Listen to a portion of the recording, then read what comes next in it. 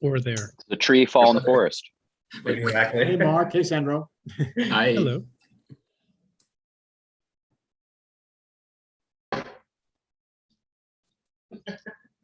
Or there. The tree.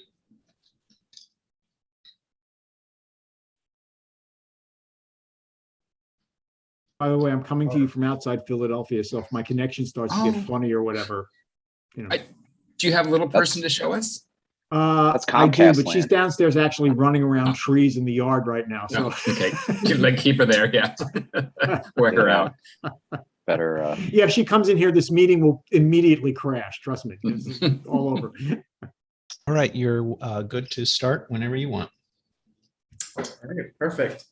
All right, good evening, everybody, and welcome to the August 18th, 2021 meeting of the CB6 Executive Committee. My name is Kyle Thide, and I am the chair of CB6. This meeting is being called to order at 6:33 p.m., and tonight we are joined by District Manager Jesus Perez. To the members of the public who are in attendance, you can raise any questions or comments that you have through the Q&A feature of Zoom. If there is time following the committee's discussion, we will field questions from the public. To be clear, this meeting is not an official Community Board 6 meeting, as we are not able to hold it in accordance with the New York State Open Meetings Law.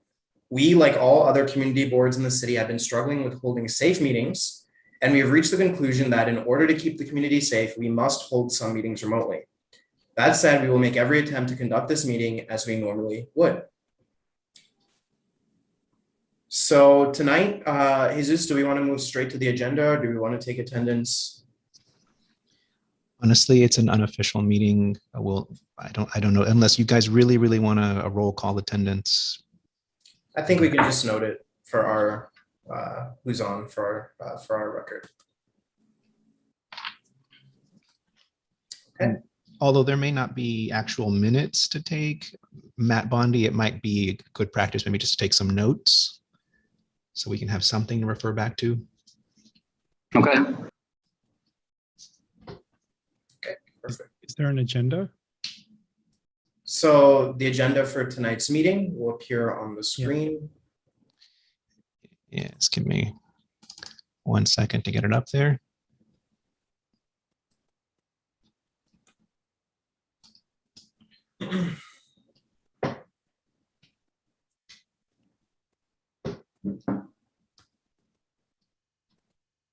Okay, thank you. If there is no objection, we will just adopt the agenda as stated. So members of the executive committee, if anybody has any questions or objections to adopting this agenda, please raise your hand through Zoom. All right, seeing no objections, the agenda for tonight's meeting is adopted. So the minutes from the June 16th meeting were distributed to the executive committee and members ahead of time by the board office. If there's no objection, we will adopt these minutes as well. Committee members, if you object to adopting the minutes, please raise your hand through Zoom. We actually can't adopt them because we have no quorum. So they'll be, Matt Bondi did finish them. Thank you for that. But they'll be adopted at the next normal meeting of the executive committee. Okay, perfect. All right, so just some ground rules as we progress, very similar to what we've done before.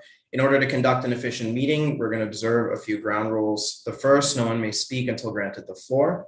2, committee members, if you have a question about committee business or wish to make a motion, please raise your hand through Zoom.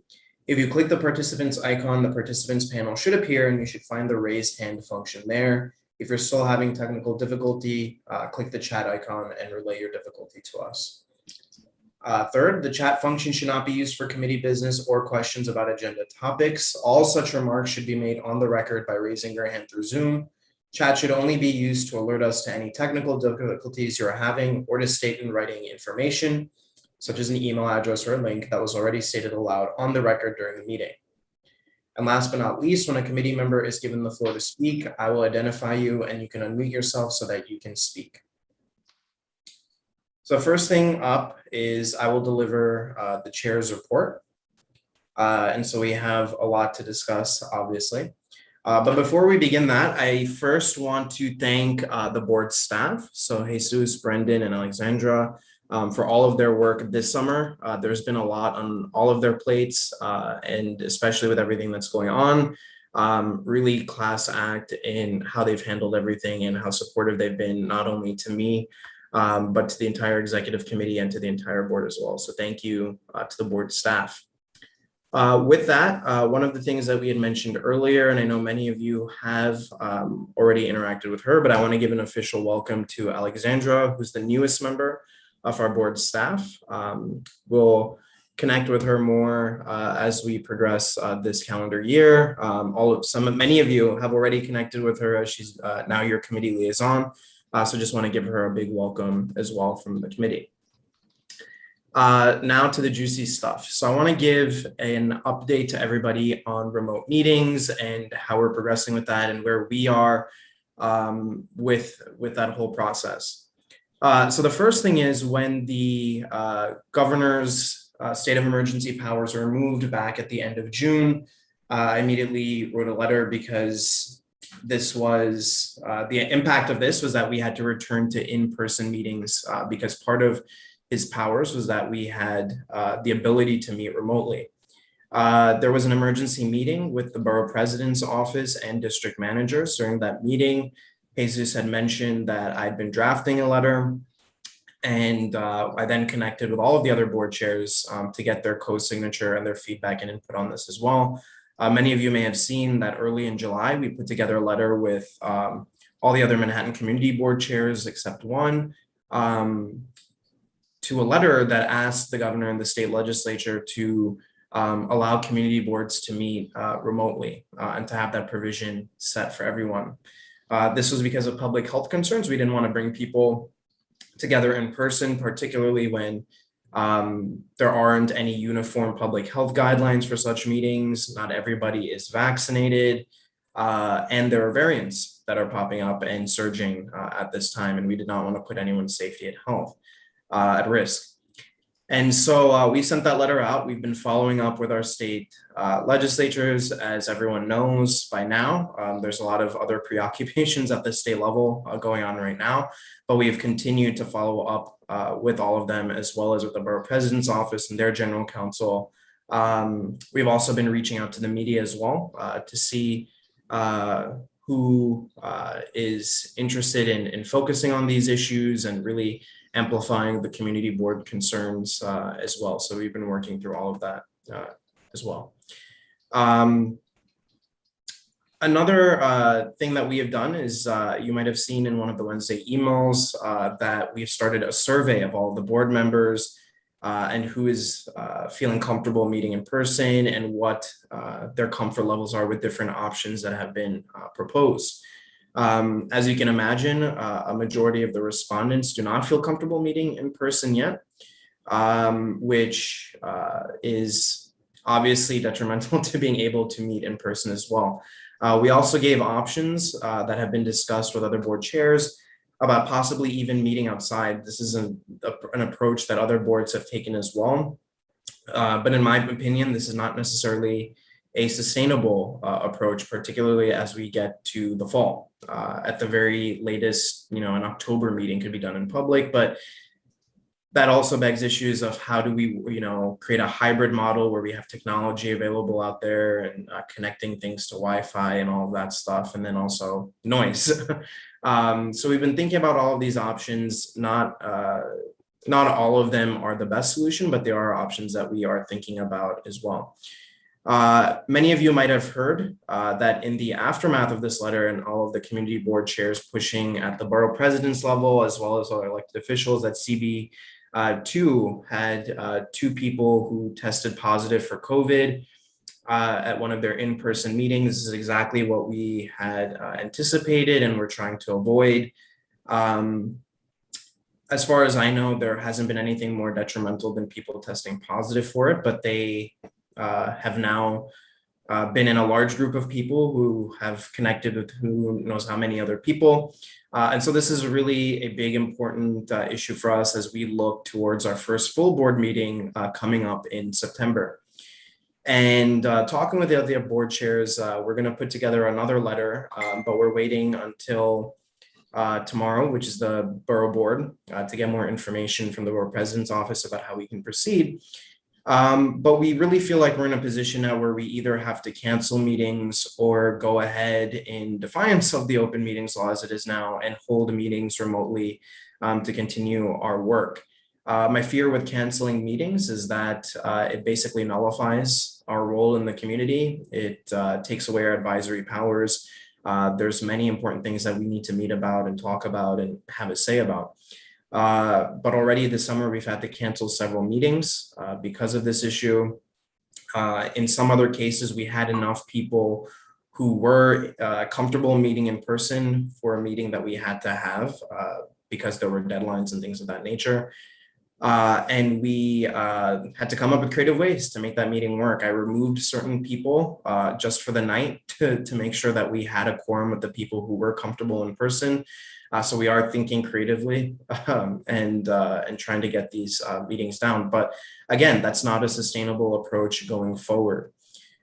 So this will be brought up at the borough board tomorrow. All of the other community board chairs have sent them a letter as well to gauge their interest. Almost everybody again is very interested in standing together in solidarity and an approach together because we don't want to have 12 different approaches to how we're conducting board business throughout Manhattan at the least. So we'll get more information on that as well.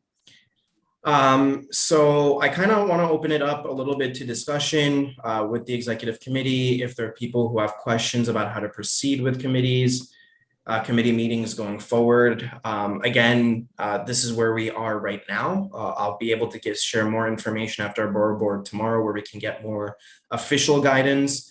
But the position that we're in right now is really weighing either canceling meetings going forward or just continuing to hold meetings virtually. Some of the members of the board have reached out to me about what is the technical thing that we're allowed to do. So to give everybody an idea of that, the only people that have to meet in person are board members. So if a committee is meeting, the committee members have to meet in person. If the full board's meeting, the full board has to meet in person. But members of the public and guest speakers do not. They can attend virtually the same way we're meeting right now, but there needs to be an option for the public to actually attend these meetings in person. So that was the guidance that we received from the borough president's office. The issue that we're having is that enough members of the board are uncomfortable meeting in person that we're simply not able to make quorum for many meetings. This is why we had to cancel several committee meetings. This is also my fear about full board, as well as that just projection wise, it does not look like we're gonna have a quorum for that. And if we don't have a quorum, then it essentially makes the meeting ineffective. So that's where we are with that. People, as long as we have a quorum, we can meet in person, but we're just simply not having enough people to make quorums for many committee meetings or for the full board. So that's where we are with that. So Jean, I see your hand up. Sorry, it took me a minute. I'm not on my computer. I had to figure out how to unmute myself. It was really complicated. Yeah. What are the consequences for us continuing to just Zoom? So the guidance that we had received from the borough president's office, general counsel, because we asked that exact same question, is like, well, is it worth the penalty? Now they told us that they can't tell us to break a law or give us consent to do that or any assurances to do that.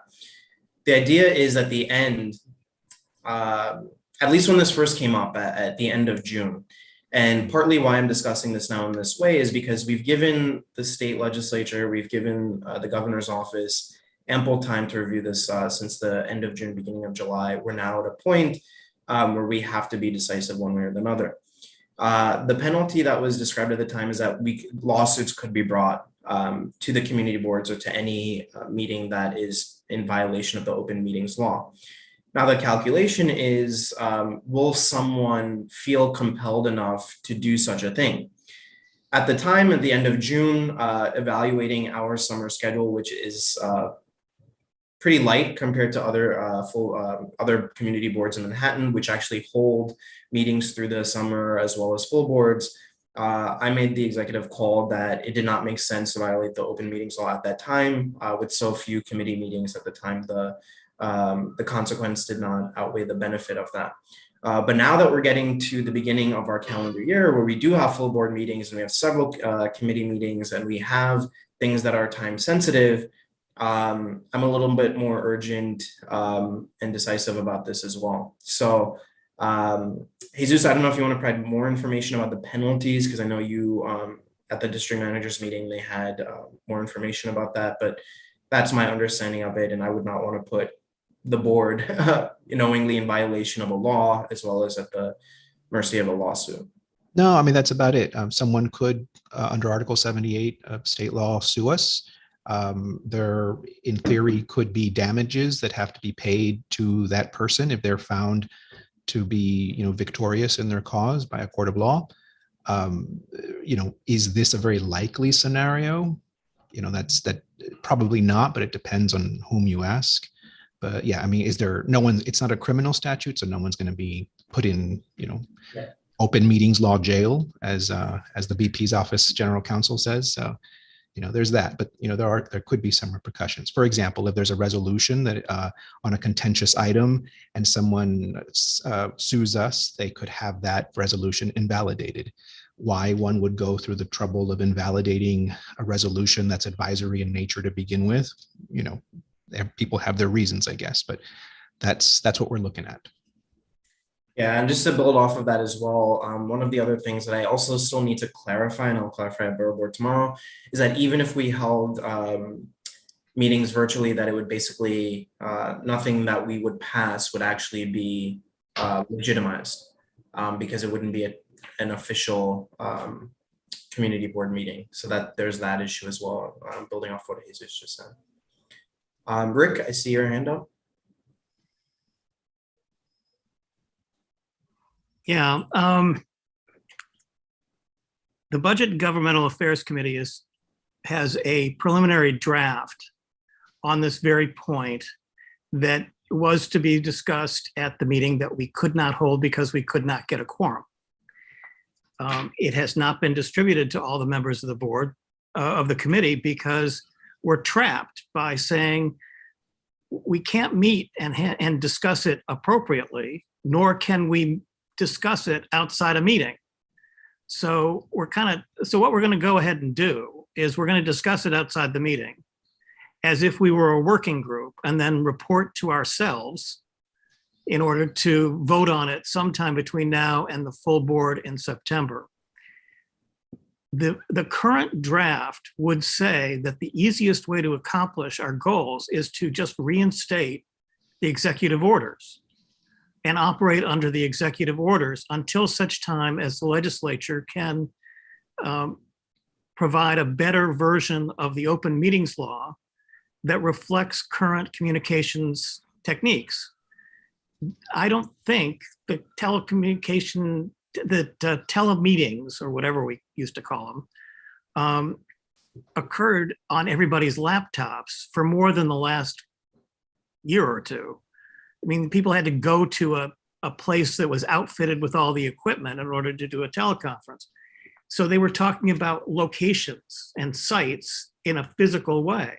Now the site is the phone number that you dial into to make your connection on your computer. And anybody can do that from their home. And if we provide some location where somebody can do that, who doesn't have the computer connections, we've met the equity requirement, where everybody who doesn't have the resources to do a meeting through computers can have a way to do it without going into my living room, which they wouldn't really want to do anyway. That's another story. I've been waiting to send out this draft. Reshma only got her copy yesterday, because I didn't get it done until yesterday.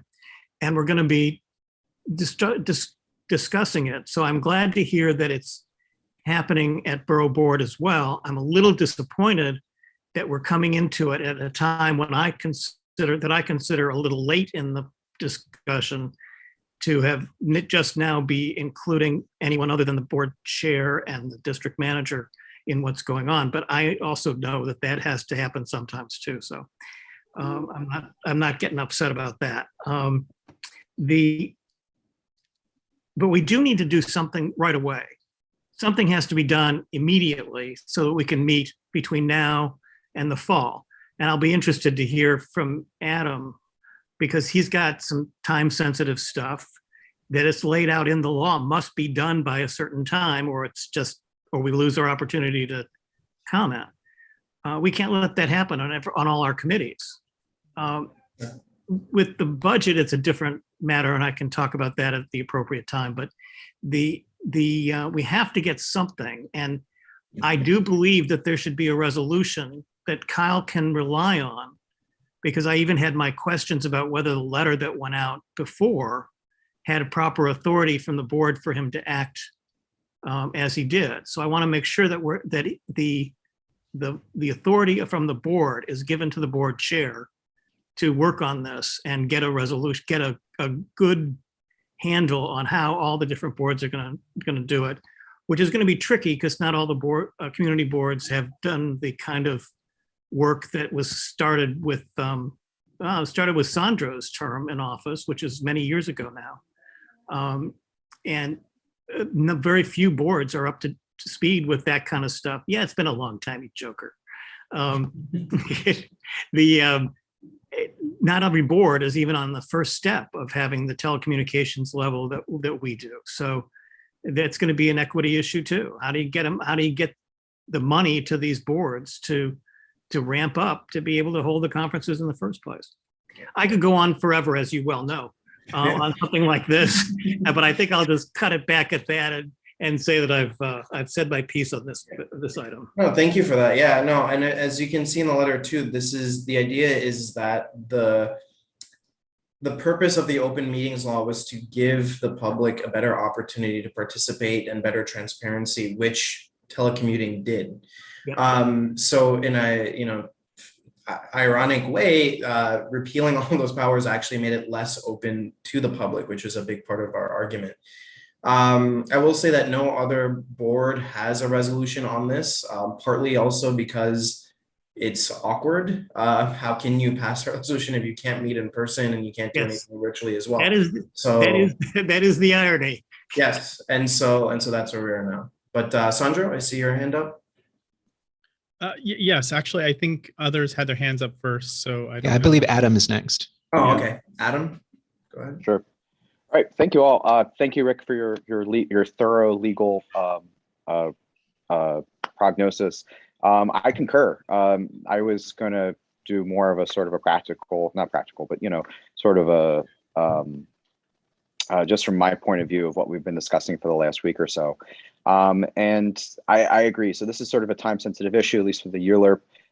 My sort of viewpoint on this is that, what we're doing right now, even though this is not an official meeting, it is transparent, it is efficient, it is orderly, and it is safe, not just for the committee members who are involved, but for the general public as a whole. We are doing our due diligence by meeting this way. And, I think that we should act as this is the official protocol going forward, especially for committee meetings and whatnot. However, for official matters such as procurements or human resource actions, things of that nature, I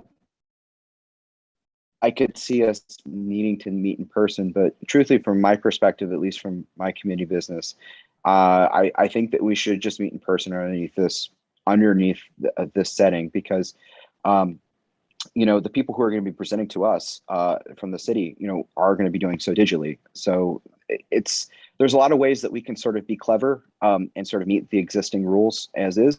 We can remove people from committees, we can do all sorts of other stuff. But I think what that does is that puts a tremendous burden and onus on the office.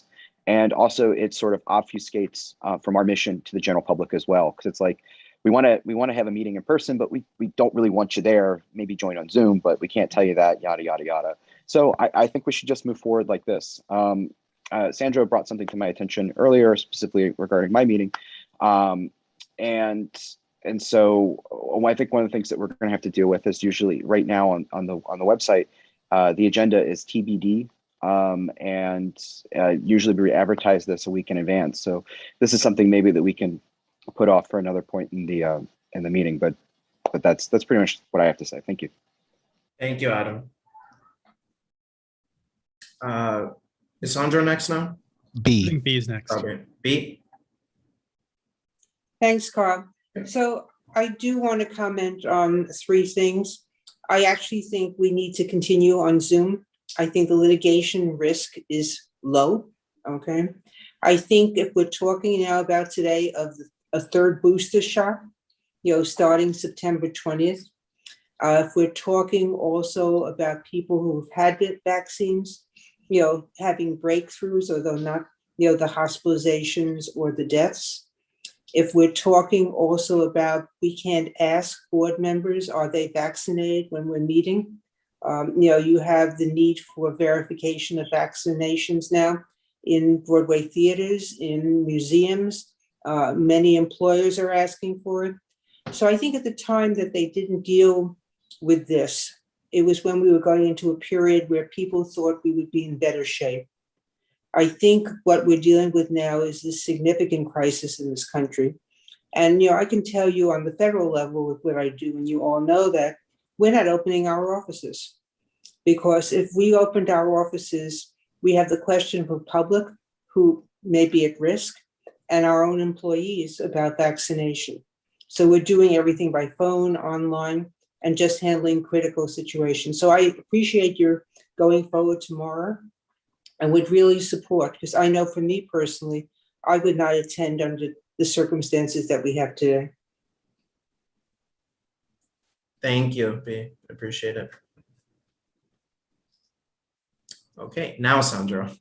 Yeah, so actually, I pretty much agree with everything that I think has been said before me. I do think we do have a slight procedural catch-22 at this point, because we don't have the ability to meet in an appropriate open meetings law manner to adopt a resolution in support, as Rit was actually saying earlier. So I think that it's a little bit of a quandary, and I'd love to hear what the borough president and what other boards are doing. But I do think that we should figure out a way to directly reach out to the legislature to actually amend and update the law, because it is very dated and does not really apply to, I think, a lot of the technologies that have come about in the last 15 years. No, absolutely. Total agreement with you. That was also why we addressed the letter to the Senate Majority Leader and the Assembly Speaker as well, because technically it has to be a legislative move at this point. So Senator Holman had a bill actually that was introduced, or actually, sorry, it was in committee before the session ended, that would allow for, they never took a vote on it. And so technically they would have to pass something on that level. There's also a bill by Assembly Member New from Lower Manhattan. She has a bill in the Assembly. So I've been calling all of the co-sponsors and emailing all of the senators and Assembly members introduced to be like, hey, can somebody call a special session or something? Because even they have had to cancel meetings. I don't know if many of you saw, there was an ethics meeting a couple of weeks ago that they had to cancel because too many state senators had joined by Zoom. So they canceled the meeting. So we are pushing with them as well. And I'm emailing, calling everybody just to say, hey, can we get your support even if you're not in our district? We're talking about all of the community boards and public bodies here. We need your help on this. So and if any of you have personal connections as well, I would encourage you to push on that as well with them. Thank you, Sandra. Was Mark next? Yes. Mark, yep, Mark. You're on mute, Mark. There you Okay, got it. Yeah, took a while. I'm like Gene. But no kids here. Anyway, this is great hearing everybody talk back and forth. It's, I just say it, but compared to a lot of other organizations I either Zoom in on or, attend, we got a lot of smart people here, let's say it that way. So it's really nice to see this. And I think one thing, also is that I think possibly in 10 days or whenever it is, there may be a change. I've got a feeling that our incoming governor is going to focus on this. She's been hearing a lot about it, not just from us, but from the federal agencies she's hearing what they're saying, the state agencies, everyone has a problem. And I think she's going to pay attention to it. So we may have some hope down the road, but in the meantime, we have to do whatever we got to do. One thought I had was, and Rick stirred my brain on this one, that's why my hand went up, was that you guys have been doing an insane great job during this mess. So thank you. Keeping it going. And it's like, ugh, whatever, I won't go there. We all know. But I think going forward, we have to sort of take a new tact. Because I don't know, you might be hearing it federal level. I'm hearing it from state and city level, especially from city, that people are very concerned about, during the pandemic, people have been doing things sort of on the fly. And we have to be very careful. I haven't heard anything about community boards yet, except for one community board, but that's another issue. What I'd love to do is figure out a way, and it may just be exec. I hate having all of us on this Zoom have to meet more frequently or be on the Zoom, but getting transparency sort of out there in the forefront, like, Kyle, you're doing something, and then you can say, I met with my committee, or I didn't meet, but I spoke with, I guess is the right verb, because we can't meet, but doing something along those lines to show that you've got this big body behind you of all these people who support it, and people throughout the city and the state know who we are. Right. We have a reputation, which is very nice, especially in Albany and in City Hall, which isn't always, well, whatever, we do the right thing. Sorry, that's mean. But, I think if we find a way to prop you up with this army behind you, that might be, I think it's really important for us to do that. So I don't know how to quite do it, but whenever we take any action, it's, Jesus, can I dump it on you to coordinate maybe, but so whenever anything's going on, like everybody knows what's going on, just a quick email or something so that Kyle can then say, and Jesus too, that yeah, we've, it's unanimous, or we've conferred with everyone. It just gives us a bigger punch, because I don't want us to be like other community boards and other things where, it's somebody talking, as opposed to the whole board talking. So I don't quite know how to do that, but just wanted to throw that out there to say that we should probably figure out how to present ourselves on a unified front with a whole lot of smart people behind it. If that sounds right. Absolutely, yeah. That's also part of the reason why I went ahead and held this executive committee meeting anyway, because at this point I felt, we needed to have a consensus on this from board leadership at the very least. So to make sure that we had.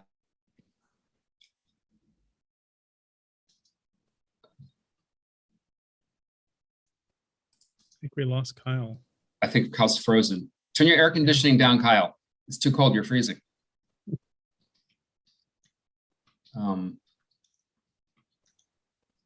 Kyle, maybe turn your video off. That might help. If you can hear me. As soon as you can hear us. Yeah. And John, I love seeing you get kissed by your son. I will, since this is Dead Space, I will tell you, I'm taking my 2 kids to college tomorrow morning. So I have Oh, fantastic. Yeah, they're going. So I'm going to be dropping off. But I was waiting to be recognized by the chair. I wanted to make a couple of comments, and I think he'll be back. I think we have a good process of being recognized before we comment. Yeah, I think he's going to come back. Mark, I was wondering, do you mean something like what CB7 recently did? A few days ago, they released an open letter to the governor about, how it's unsafe and unwise to meet in person. And in something that I had never quite seen before, it wasn't just like the chair who signed it, like every member of the board signed it. Exactly. Because that way, yeah, totally. Which is I've never seen before, but it's, these are extraordinary times. Didn't we? I think we did that once. We had a letter, and I don't remember what it was about. A whole bunch. We've done a couple of open letters with broad members of the board signing on, not on the board's name. Jesus, did you hear back? Okay, perfect. He's rejoining. I just wanted Yay, you're back. to make sure he's coming back. Okay. Okay. Did I hear back from whom? No, Kyle. I just wanted to. He joined. Never mind. Yeah. Sorry about that. No, we figured you froze in the air conditioning and then. Yeah. Just Yeah, keep so on your I was just echoing what you were saying, Mark, which is it's partly why I'm holding this executive committee meeting so that we have consensus among the leadership, so that we can communicate to the rest of the board. So that's something that, at the end of this discussion, I'll propose, because I don't know technically how we can do it, but basically just having maybe an unofficial vote saying that, we are comfortable going ahead with virtual meetings, and, have a conversation with the board just to say that. And I know that other board chairs are working very similarly because they're having their executives in the next several weeks as well. So they're going to wait to see what happens at borough board tomorrow, and then bring it back to their team. Yeah, and I think at borough board, you can actually say you took a straw vote last night at the exec, and it was hopefully unanimous. And that way, that's going to encourage other people to do the same thing. You got to be a little bit of a cheerleader in this one, I think. Yeah, exactly. Yeah, and CB6 is being looked at as the leader on this. All of the other chairs are calling me up and saying, how should we proceed with it? So that's a testament to our reputation and all the leadership we have here. So we'll continue with that for sure. Yep. So then next up, I see Brian. Hello, everyone. I agree very much with all that's been said so far. I wanted to add two things. One, the idea that we might do an open letter to the governor or to the authorities that we might have the board sign on to it the way that CB7 did, as we just discussed. Just a technical note that if we wrote such a letter, we have to be careful not to say that the board said that whatever, because the board can't say if it doesn't have a meeting. But I think that if you have the great majority of the board signing a personal letter of their own sentiments addressed to the authorities, that I think that will speak for what it is in terms of our sentiment as a body as well as individuals.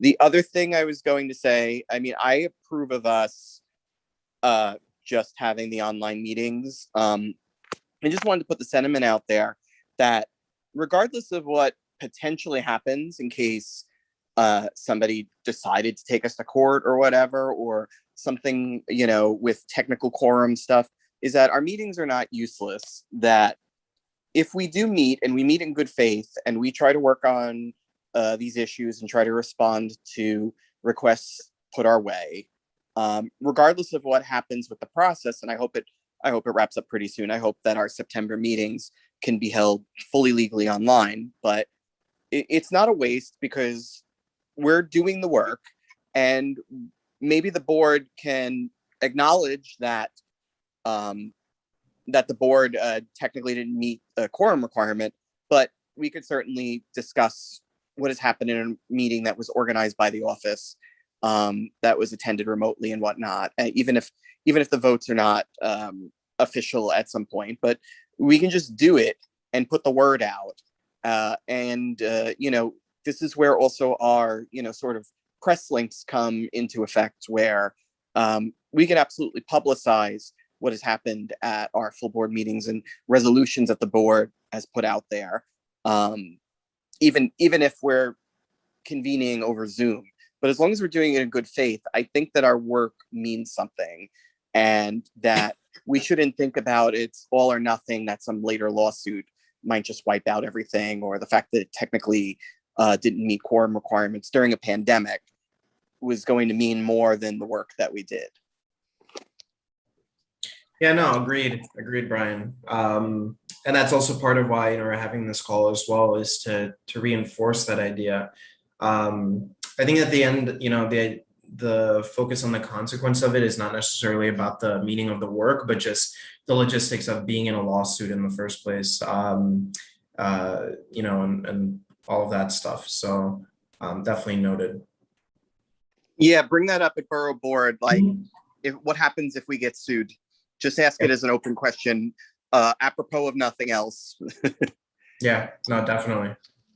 Yeah, and we kind of talked about it a little bit at the last meeting as well, but they themselves didn't have really much clarity on it. And the borough president was talking about how she was pushing with the state legislature as well, and getting counsel from them. So they didn't really have a full idea of this, because we had met about a week after the state of emergency powers were removed. So there was really not that much clarity at that time either. So hopefully we'll have more now. And actually the way they're doing it tomorrow is very similar to making the minimum quorum, which is the community board chairs that are closest to the actual office, so that those who are further away can just join in by Zoom. But if any vote takes place, I'm not really sure how it's going to be reflected, since technically anybody who's joining remotely isn't part of the quorum or the vote. So yeah. If no one minds, I just want to throw it to John quickly, since he does have to leave. So John, please go ahead. Thank you. First of all, I appreciate that. For those of you who had your hand up, I'll be quick. As I said when you were frozen, I'm taking my two kids to college tomorrow for the first time, and it's a big day. I would like to say that I completely concur with the sentiments that have been expressed about moving ahead virtually. I concur with B's sentiment about being reluctant to attend a large gathering at this point.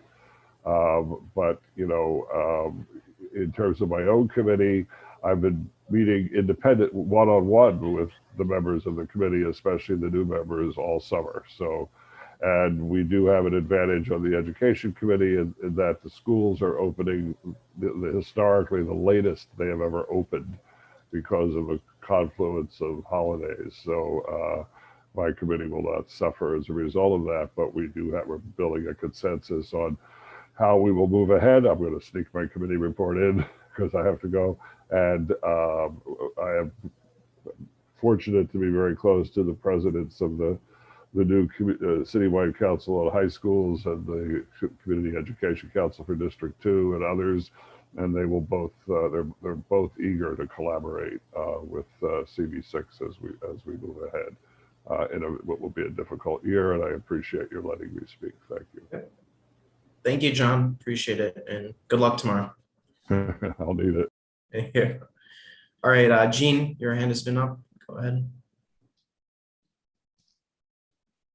Sorry, yeah, not my computer. Anyway, okay. First, I too agree with pretty much everything everybody said.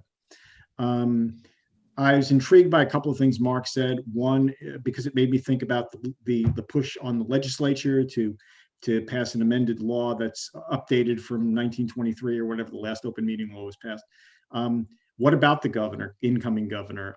Is there some provision that doesn't allow her to issue her own executive order that would put us back to where we were just a few weeks ago?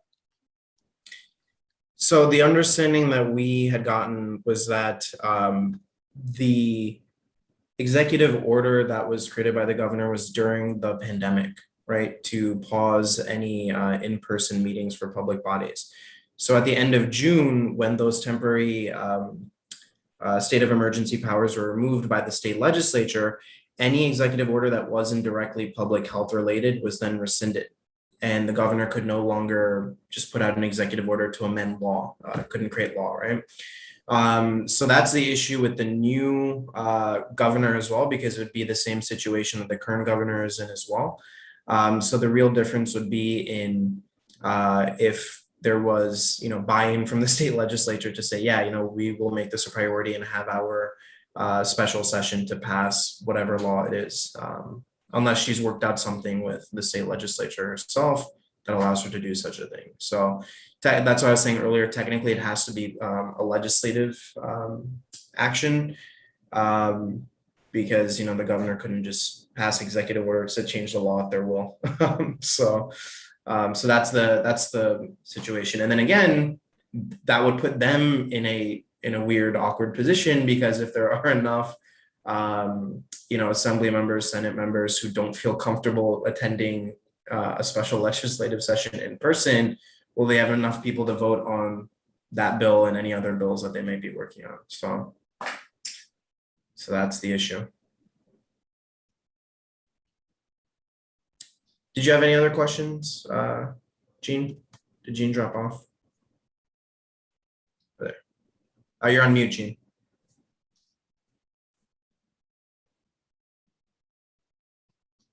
Gene, you're on mute.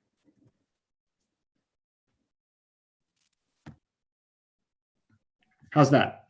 That better. Okay, good. Sorry about that. I had one other idea from left field, Rick's Rezo idea. Something to maybe think about in the back of our heads, given all the options we're looking at, is maybe we could think about that as a sort of a test Rezo.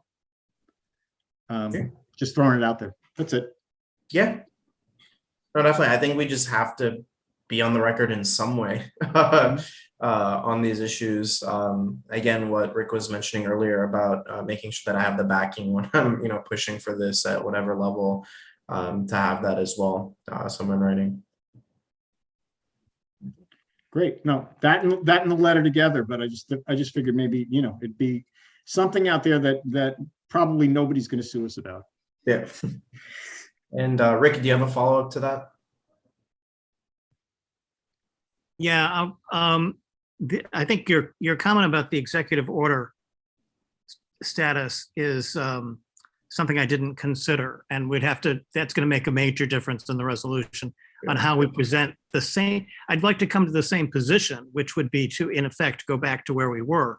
But if it can't be done by executive, there's another thing that I'd like to explore, and it comes from Jesus has been doing some research with the Committee on Open Government, I think it's called. They issue the opinions that advisory opinions on the interpretation of the open meetings law. If they can be pressured into getting something out quickly, and I have seen some letters in the past where within a week or two they have come out with things that have been requested. They could interpret some of the words in the open meetings law in a different way. For example, they used the word site in the open meetings law, and they mean, when it was written, they meant a physical location. Now you can say that the term site is broader because modern communications has made it broader and therefore more open. Right. And it would be in the same spirit of the open meetings law to interpret it in a broader perspective. And so it might be something that can happen. That's a pathway that we should be exploring, or maybe borough presidents, attorneys could explore. I don't know who is the appropriate party. I think it's going to be difficult for us, but it's just something to have in the quiver of tools, toolbox. Yeah. Whatever, have the arrow in the quiver. I don't think we're allowed to say that. No, but that's a yeah. Oh, go ahead, Jesus. No, nothing. Oh, yeah, I was just gonna say, as an update, actually the morning the emergency powers were moved, I actually emailed the director of the the Open Government Committee, which actually works within the same agency that I professionally work in. And she was not friendly to amendments or any interpretation such as that. I hounded several times since then. But if we can put together something, or maybe even address it to them directly, to see if, like picking on something specific like that, like site, the definition of site has expanded to literally a website that people can have access to either through a computer or by phone. Which most people at this point have one or the other. I mean, we have a member of the board who doesn't have a computer, but they phone in to every meeting that they're supposed to be on. So it is possible. So, yeah. And I would just point out that there's a different head of the government in a few days. Exactly. So the timing might be good to go back to that very person that you talked to. Yeah. We have different instructions now. Yeah, exactly. And right. that was my plan. I want to wait until the literal first day, because I know no one can technically speak about it yet. Sandra? Yeah, so real quick, I mean, I was thinking after what Brian said, so technically we would not be able to form an official opinion on matters that require such like a ULURP application. However, in the past, we have been able to issue a letter from the board office indicating that we met either informally, like during a summer session, and at an upcoming meeting where we will be able to reach quorum, we expect to adopt this position. So we can kind of take that straw poll and officially convey it. And I think we'd be able to do something very similar for some of the matters before us today. Perfect. Yeah, no, that's a great idea, Sandra. Thank you. And we can probably have that as like a template for almost all of our board business if we need to have that. Mark, go ahead. Teasing. One thing too that has been talked about other places, and I think we've talked about it here, is the whole health aspect. And I think that the governor has to declare a health emergency to have those. Yeah, right. Which maybe that may happen. I don't know.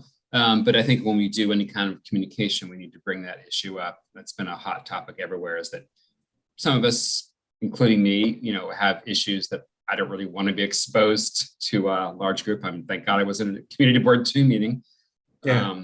Like in the old days when we had an ice storm or a blizzard, we canceled our full boards because we didn't want any broken hips. Right. Or we didn't want Gene riding his bike and breaking a leg. Sorry.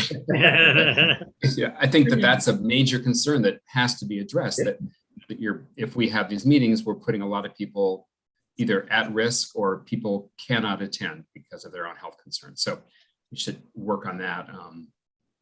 Yeah, no, and that's exactly what we're pushing. I mean, the first and foremost concern is public health. I see no reason why board members or the public should be forced to risk their health because of an antiquated law.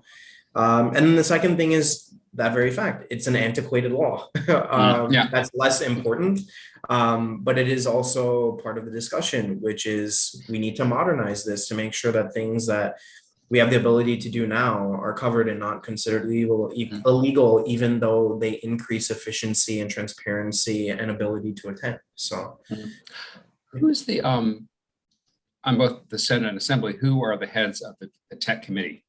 And they're different names, but I don't know who's the head of the tech committee. I'd have to look that up. We can find it out and we can approach that person. I'll see if it's somebody I know. Yeah. Somebody regularly. Yeah, but no, that's a good point as well. It's Stephen Otis. Is he Assembly or the Assembly? That's the Assembly. Okay.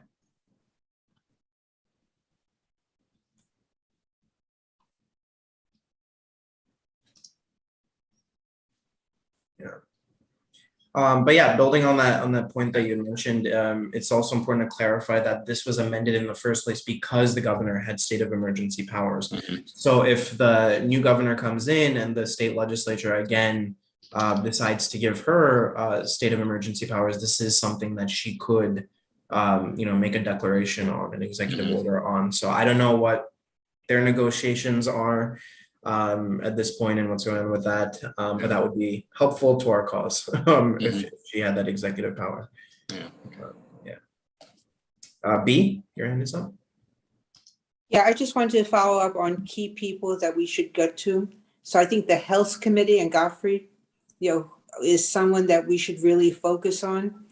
He has been very supportive. We've worked with him over the years, and this is really a health issue that we're talking about.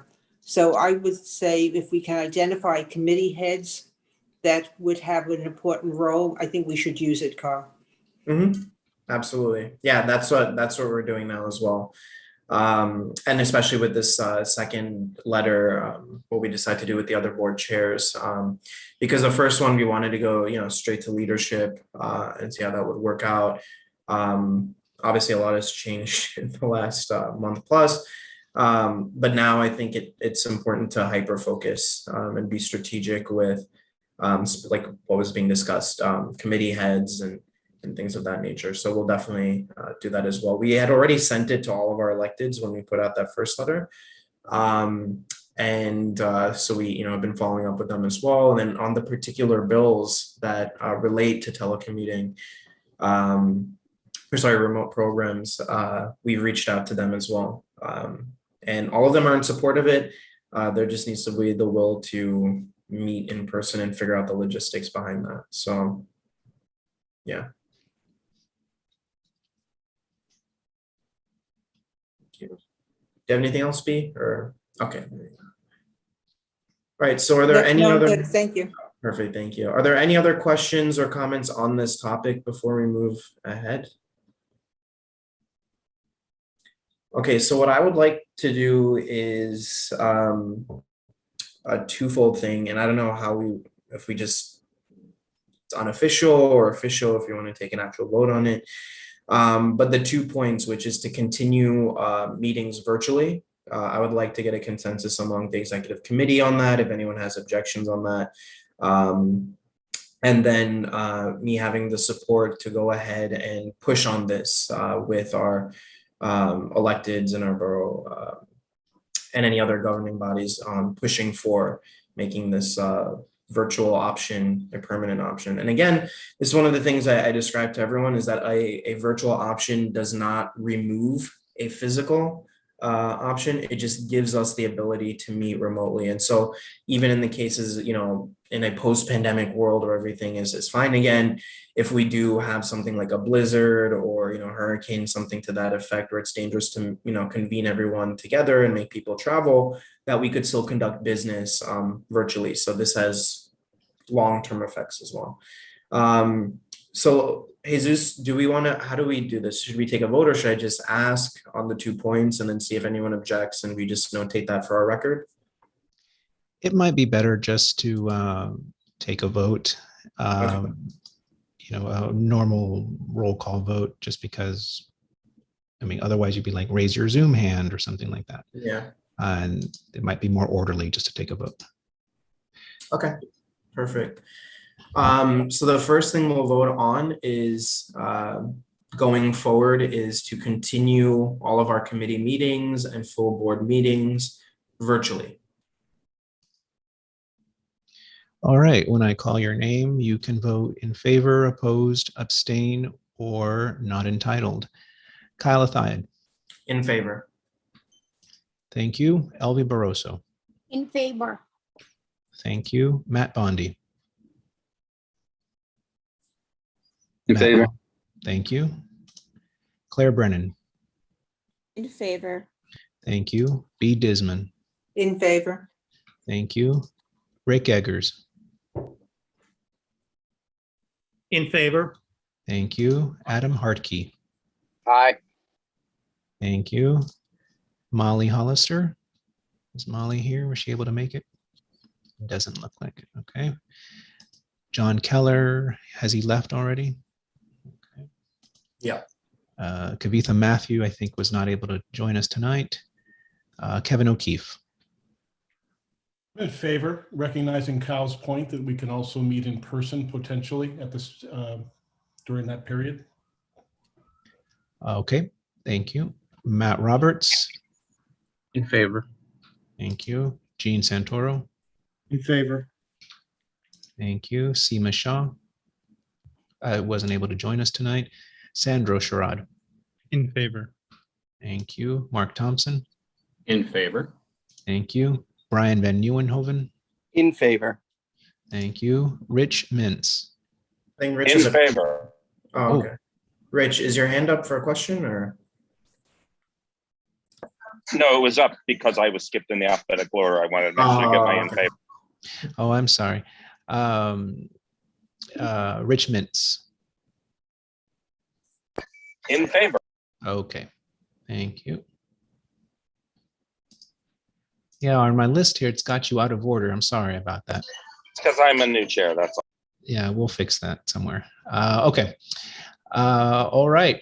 With everyone who is present voting in favor, that's 14 to nothing.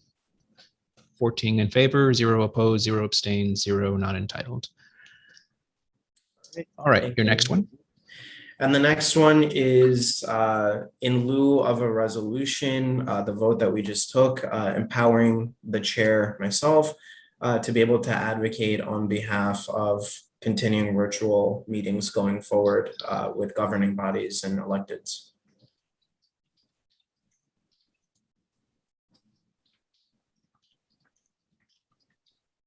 Okay. The motion as stated, I'll call your name and state your vote. Kyle Athied. In favor.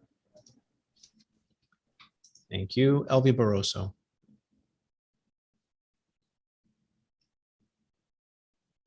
Elvie. Sorry, in favor. Thank you. Matt Hey, Bondi. just before we go on, I see Rick has a question. Maybe it'll Sure. have to do with phrasing. Well, Yeah. yeah, it just, I just wanted to make sure that the point that Kevin made earlier is kind of important, that it is with the understanding that you can still have a hybrid meeting, you could still have a meeting entirely in person. This is just extending how you could count the quorum of people who are attending a meeting in a teleconference situation. It's simpler to just stick with the language you have for as far as the motion goes, but I think if we all understand that that is still contemplated, it's sort of like the gloss. I think Yeah, that's the a very virtual is an important point. option. It's not to replace. Not to anything. replace anything else, it's just to make it An option. Yeah. no, that's fine. Mhm. Thank you. Thank you for letting me clarify that. Of course, yep. All right, we'll resume the vote. Matt Bondi. Yes. Okay, Claire Brennan.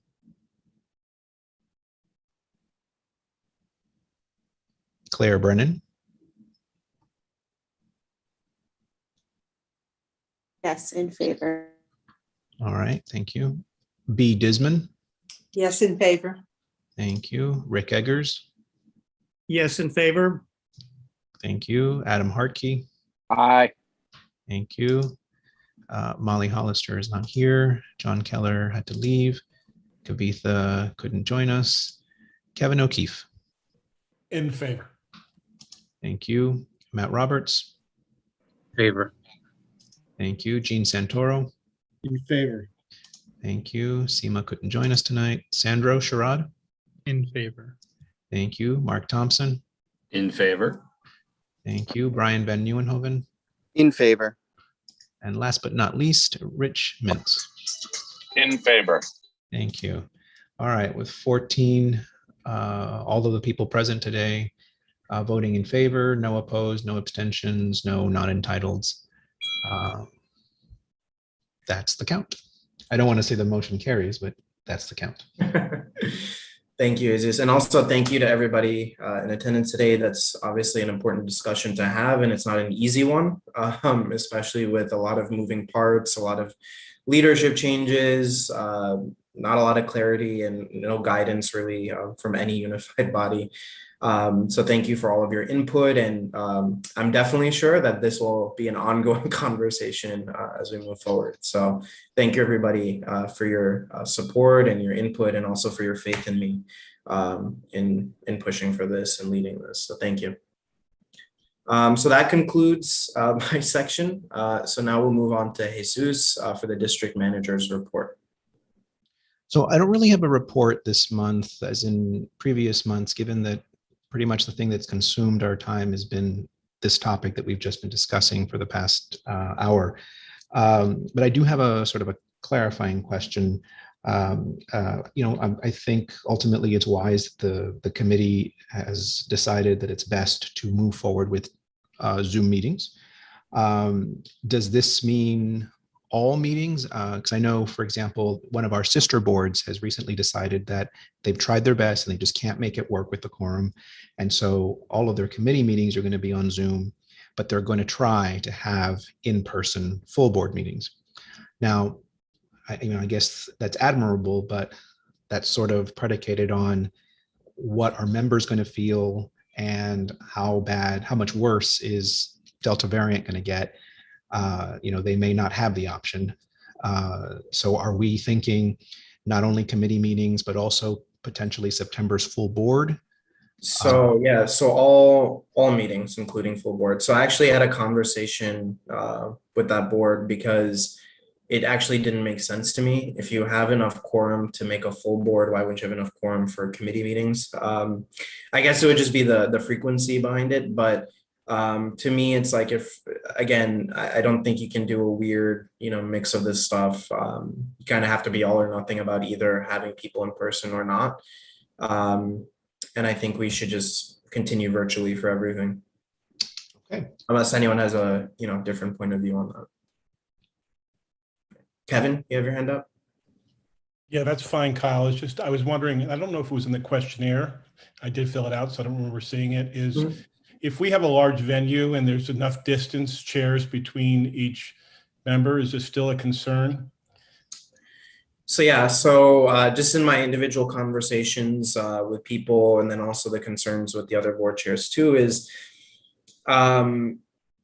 partly it is I guess the capacity of an indoor space that, first of all, if they have proper ventilation and things of that nature, even if there is the separation. But also thinking about how people would have to get there in the first place. Do people have to rely on public transportation? Is it just even another important thing to remember too is that the 6 feet guideline was the minimum guideline, was that if you absolutely had to meet in person, that 6 feet was the threshold, that anything below that was risking your health. So even if we had 6 feet, like my interpretation of those guidelines was that it was the minimum sort of space that you should have between people, but not necessarily the safest. And of course, the safest being don't meet in person. So I know a lot of people have individually reached out to me about their health concerns and things that they're dealing with, that to meet in any capacity in person would just be uncomfortable for them and a risk to their health. So, but that is something, again, as many of you have seen for your committees, we're doing an RSVP model to see if there are people who feel comfortable meeting in person. And then based on how many people are RSVPing about that, to see if it makes sense to hold a meeting. If 2 people are comfortable, does it make sense? But if there's a critical mass that makes enough quorum, and especially if I am able to pull off some people to change the overall number of the committee to make that a quorum. But again, as we're proceeding with this, because we really did that last month in July when things seemed to be looking better, but now as we see a surge in all of these variants that have been stewing because people have been, unvaccinated and traveling and this, that, and whatever, I don't even know if that makes sense anymore to be completely safe. Yeah, go ahead, Kevin. Yeah, thank you for that clarification. That's very helpful. I know that Claire had a meeting. Unfortunately, I was hiking in the mountains and couldn't make it. I think it would be really helpful for the group if Claire can give us an overview of how that in-person meeting went somewhat recently. Yep, I was there as well at the meeting. So Claire, I don't know if you want to talk about your perspective, and then I can share a little bit about that. Or actually, let me start by giving like sort of background on how we worked that out in the first place. And then Claire, you can talk about how that meeting actually went for you. So we had a couple of applications for the Business Affairs and Licensing Committee that had to be heard. Otherwise, we would have forfeited our ability to comment. Several of the ones that we pulled in were fairly controversial, had a number of issues that the community had actually been reaching out to us over the past year. So we did not want to give up that ability to speak. What we did was, because this was our first sort of experiment, Jesus and I have been talking for many, many months now about what different options that we could have moving forward. So we decided to try this RSVP model where we asked people, how many people actually felt comfortable or had no issue meeting in person as a step one. Based on how many people would RSVP in the affirmative, we would then think about how to actually hold the meeting. So we had received enough critical mass. It was not a complete quorum. It was like, I think about one person shy of a quorum. So I removed the people who were unable to make it to the meeting from the committee for the night, so that the overall number would be lessened, and so that the number of people who actually showed up would be a quorum in person to actually have the meeting and to take a vote on these contentious applications. What Jesus and I did was we wanted to make sure, again, that our interpretation of the open meetings law was correct, in which what I mentioned at the top of this meeting is that only the board members have to be in person. The public does not have to be there in person. The guest speakers do not have to be there in person. So we ran a hybrid meeting. So the applicants were all completely, they all completely joined by Zoom. And that's how they, presented to the committee who was there in person. And we did have one or two people from the public who felt very strongly about the applications there as well.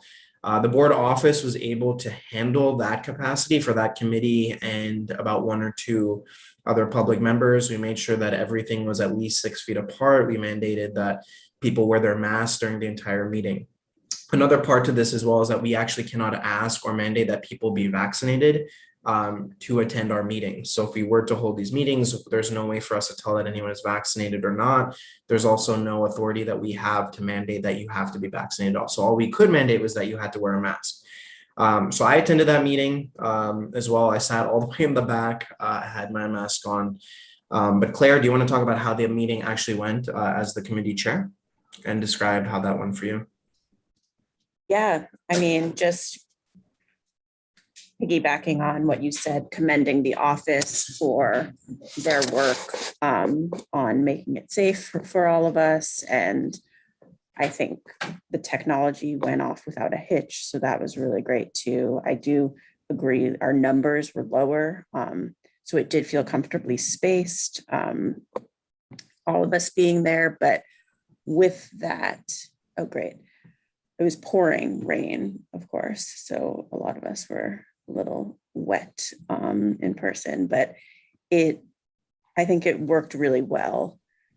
And we're kind of a unique committee in the sense that we meet through the summer and did need to have this meeting because of the few kind of contentious applicants that came up.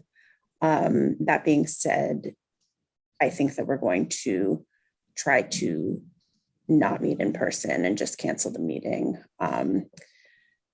for this next month because shortly after we met, the news about CB2 came out, and I just don't think that it's worth it to bring people in person and potentially spread the disease. But I think that the board was like amazing. I think that it was a lot of work for them to set this up and test things out also, which is probably not the best use of their time at this moment as well, but it really went seamlessly and I personally felt safe there, but we're like a month out of that now and things are looking worse and worse, so. Yeah. Thanks for that, Claire. Yeah, so that's how that particular meeting worked. It was a different environment, obviously, at the time, and different news going on at the time. One of the things I'll mention as well is that I was doing some research on how hybrid meetings could work, and I found something called a meeting owl. I connected with another community board that actually already has one of that CB1 who conducts their hybrid meetings for that. So we do have the ability to conduct hybrid meetings. If anyone is unfamiliar with Meeting Owl, it's basically like looks like a big speaker, like an Alexa, Amazon type thing, but has a 360 camera at the top. So if whoever's in the room can stand up, it shows them on the screen. It can split screens for multiple people who are speaking in the same room. It picks up audio really well.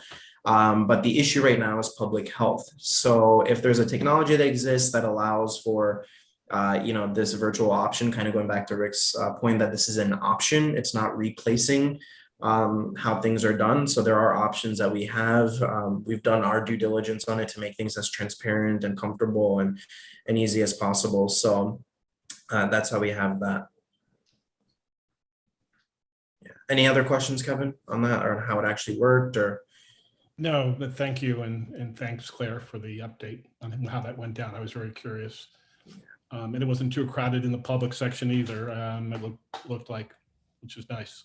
Yeah, so yeah, that goes to another point, especially as we're thinking about public meeting options, was that that happened to be a committee that needed, that there were contentious topics that a couple of people wanted to speak about. So, we had put, ahead of time, like, that you can join virtually and still have a say. So in the interest of public health, we encourage, members of the public to join that way.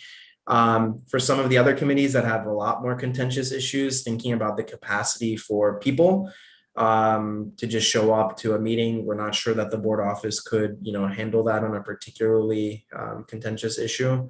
And so we were lucky in that way that it wasn't a packed room. And Kevin, how previous meetings have gone where we've had contentious issues and we've had a packed room of applicants and people.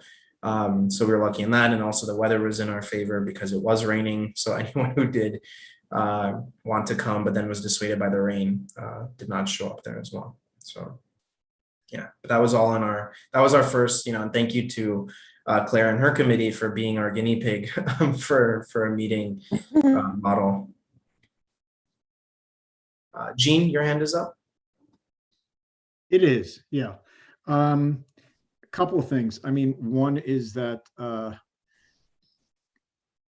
admire your creativity dealing with that meeting, and I think that it was a good experiment. On the other hand, I'm concerned going forward about, again, this is in support, basically not against you, but in support of the idea that we should just go virtual and give it up.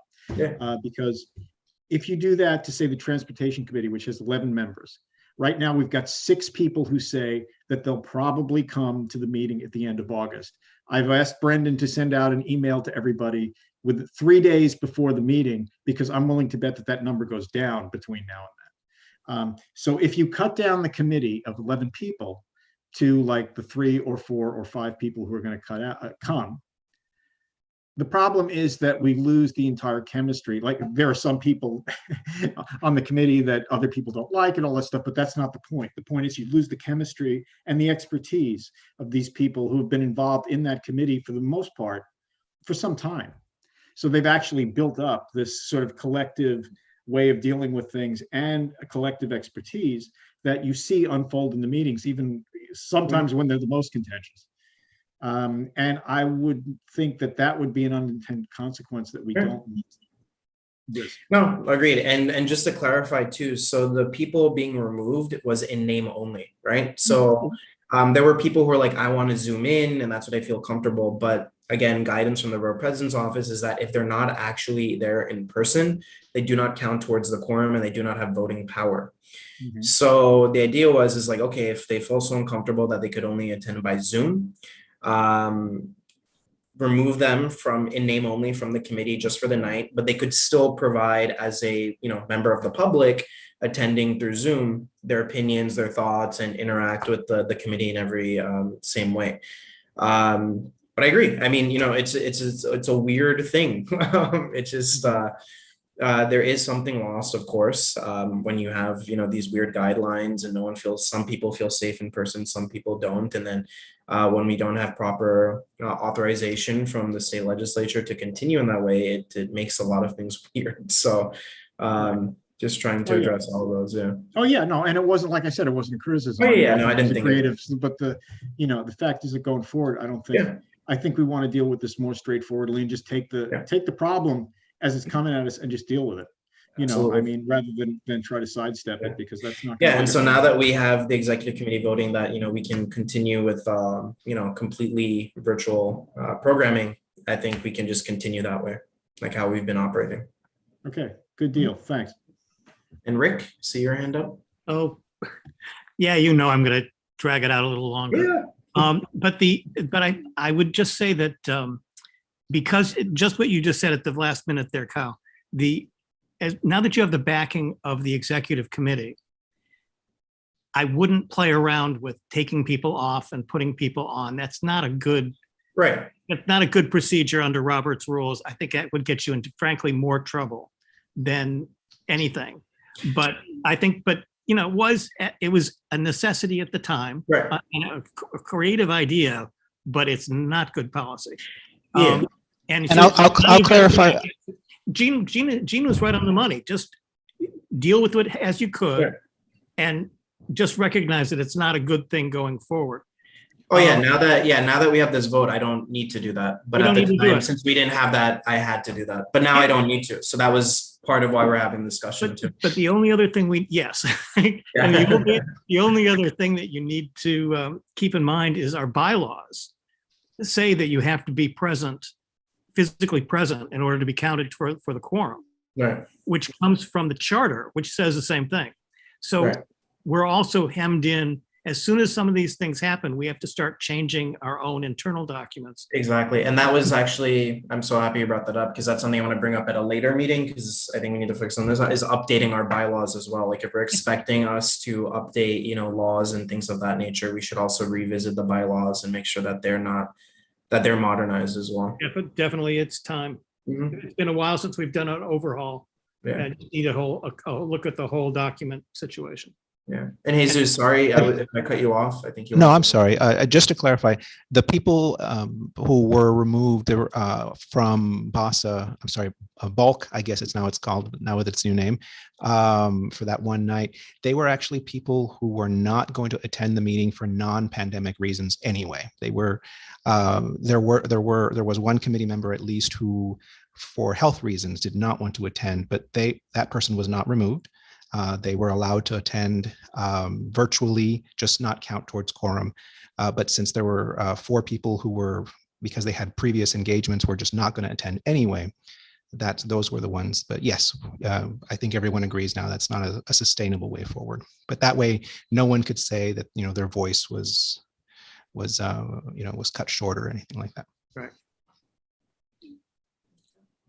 And Jesus, anything else from your report?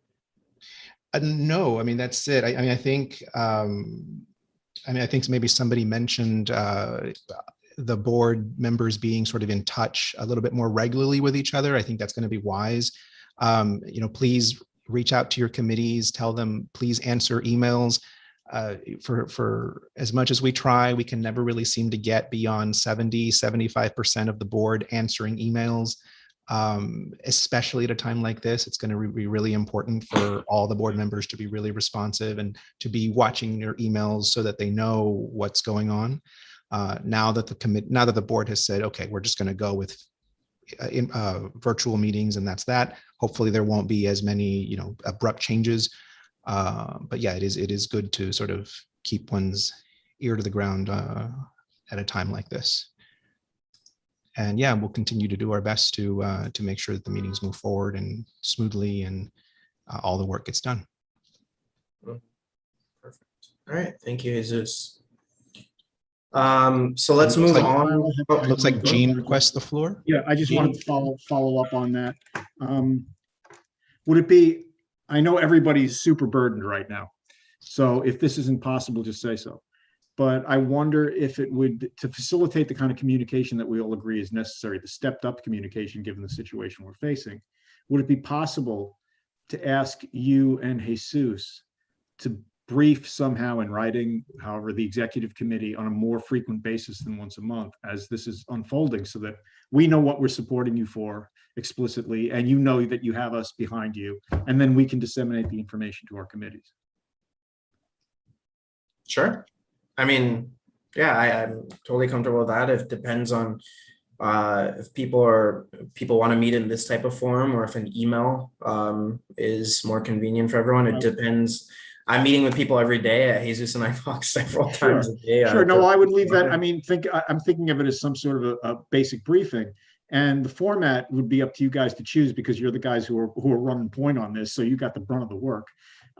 So whatever works most comfortably for you, but that would be a good feedback loop, I think, to set up, and would reinforce everything that you're trying to do. Oh, great suggestion. Thank you. Yeah. So Jesus, we can discuss that at our weekly call. Sure. Okay. So any other points on this before we move ahead? Okay. So I know a lot of the work plans are in flux because all of the changes. I planned on meeting with each of you to discuss it, but everything is all warped now. But now that we have some stability and guidance from the executive committee about moving forward with virtual meetings, I think we can now return back to some of the regularly scheduled committee business. So I will reach out to all of you. But let's move on to the next section where we can actually talk about what you have planned for the September meetings of your committee. So can we get the slide? Getting that up there. We can actually start with Jean since Kavitha is not here today. Hi, actually, can we start with me because we have a meeting on the 23rd and we still need to iron out some stuff. Sorry. Okay, yeah, go ahead. Yeah. Okay. Thanks. So I guess this segues to what we were talking about, for the last hour and a half. And so now we can let the rubber hit the road. So we, in theory, have a meeting on deck for Monday, August 23rd. This was sort of put in place as a placeholder to hear the open restaurants ULURP. But so I guess what we need to do is we need to sort of firmly hammer out, what we want to do in terms of acknowledging this, and how we're going to sort of present this to the public. Sandra pointed out to me earlier this evening that right now there's just a TBD on the website. Yeah, so I'm just very concerned because it's a public hearing. If it was a regular item, it would not be a concern of mine. But normally less than a week or a few days or literally 3 days worth of business days potentially. Public hearing was actually submitted to the city record, which is what all we're required to do.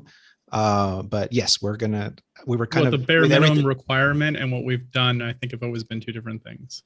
So with everything in flux, we decided to wait until exec to see how everything shakes out. But yeah, tomorrow we'll put everything up. Yeah. So it should just be Zoom now. Yes. So it'll just be Zoom and it'll just be the ULURP or that what you have there. Yes. Yeah, and Jesus and I will work on language for the scripts. Great. So very similar to what I said at the beginning tonight. We can put in something to the effect of the executive committee of CB6 has decided in the concern for public health that we will conduct our meetings virtually going forward. We'll get language around that. Just so that everyone is aware about the deal, why we're conducting it through Zoom. Well, honestly, we can lift some language from the City Planning Commission itself. I was looking through the city record and they held a public hearing this morning completely on WebEx. Absolutely. I saw no in-person option at all. And it's the same thing with the borough president's office, who has still not replied to me, but I guess I'll just figure it out tomorrow. What their thing is. Maybe they're just not considering themselves a public body, but they are holding a ULURP hearing. So I would think that is a public hearing and would be a meeting that should be open. But yeah, so we can just borrow that language so that you're covered. And honestly, I think people from the public will be fine with that too. Okay. All right. That's it. So I'll inform the committee of what we're going to do.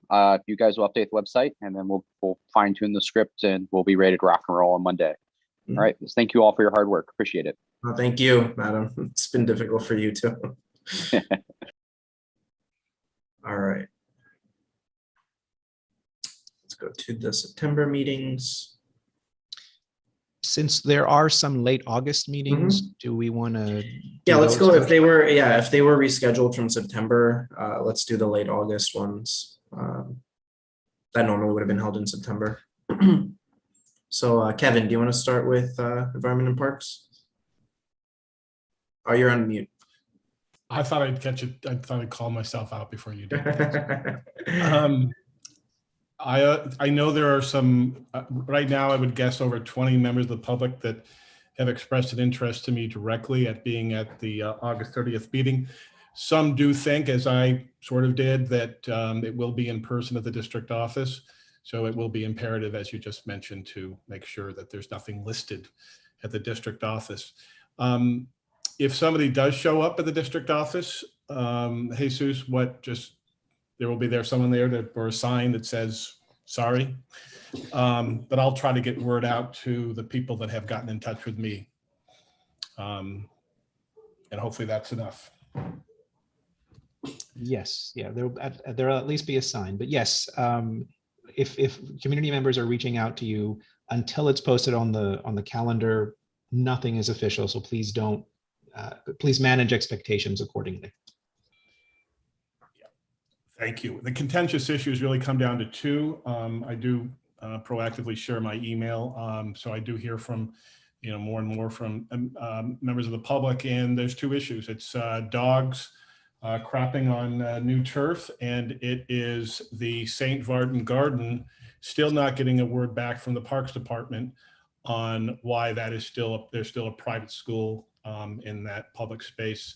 At our last committee meeting, which was in June, Steve Simon, of course, as many of you know, the chief of staff for the Manhattan Parks Commissioner, said he was unaware of a lot of that.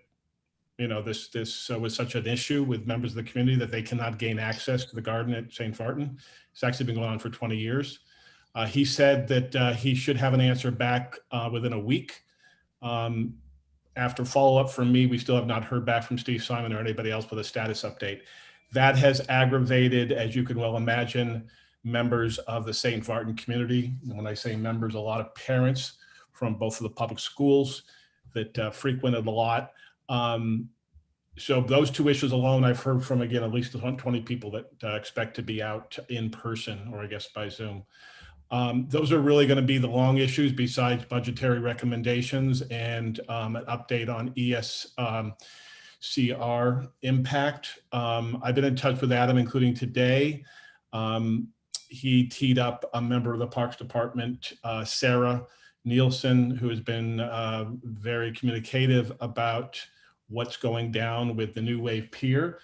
Just so everybody here knows, all their work is done for 2021. There are 9 picnic tables there. There are a few slats of turf for people to stretch on and whatever else they want to do on it. The only thing that will be added to New Wave Pier is umbrellas that will go up in spring of 2022. The reason they're not going out this year is they had a supply chain breakdown that they apologize for. We had one member of the community that said that he may be interested in purchasing the umbrellas so that there'll be some shade this year. I sent a note to Sarah asking if that's, what's the protocol if somebody wants to personally pay for any goods. I'm waiting to hear back on that.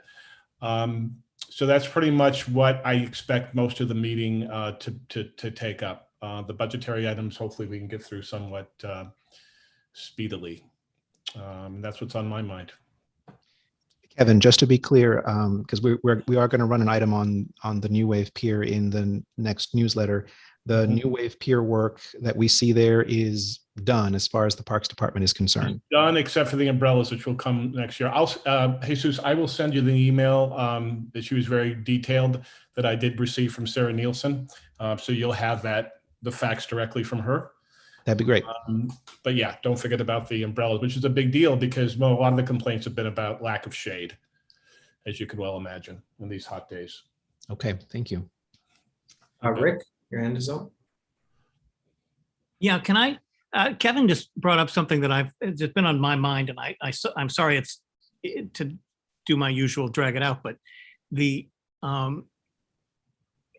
does anybody know how to establish a Friends of that park that would be able to raise money on independently? I mean, that might be, I don't know who's done that in the past. Maybe one of the people who've been on the board longer than me who's on the call would know. I love that idea, but I wonder if before that's even set up, if somebody has money to donate, is a cart before the horse there, or do? Well, maybe. I mean, you want the money, because you want the umbrellas and get them as fast as you can. But isn't it Adam, do you know about this? Do you know what the protocol would be for somebody wanting to give parks money to do something that's earmarked especially for? Yeah, good? you can do it. In fact, I think I may know who might be able to do it. Do you know how much money it would cost? I don't know. I could find out. Can you find that out and shoot me an email and tell me kind of what it would be, and I'll go ask. Yes. Okay. And And if we actually had back before all this was going on, the Copper Towers developers were interested in helping get something going. So I can ask Okay. him 2 questions at once. How's that? But do we know, Mark, how speedily that tape can get gone through? Is this something that could drag out till 2022 where they're going to have the umbrellas anyway? No, they're pretty quick about it. As long as we can say it's going to be X dollars and here's what we want you to buy. And please come to ribbon cutting because you need some good PR. Okay. I think Kevin's question is really, how do we make sure that Parks doesn't put this into the general coffers? You have to earmarked. Yeah, we can definitely have it earmarked. Okay. Yeah, they actually can buy it and donate it, the stuff. And do they have to go to any preferred vendors, or can they? Not if I'm giving it, or if somebody's giving a gift, here it is. You know. Great. Yep. Yeah. Simpler than I thought. Thank you. Yeah, but it's freebies. They can do it. Yeah, that kind of thing. So. And getting a friends group going is very, very easy. I love that idea. Yeah. And they would probably get some of their tenants to do it because we talked about it. I don't know how many years ago, before it was built, or when it was first being built. Yeah. No, the Copper Towers. Oh, for that, right? For their and other people do it for the pier area to do it for the Esplanade. Trying to use the official.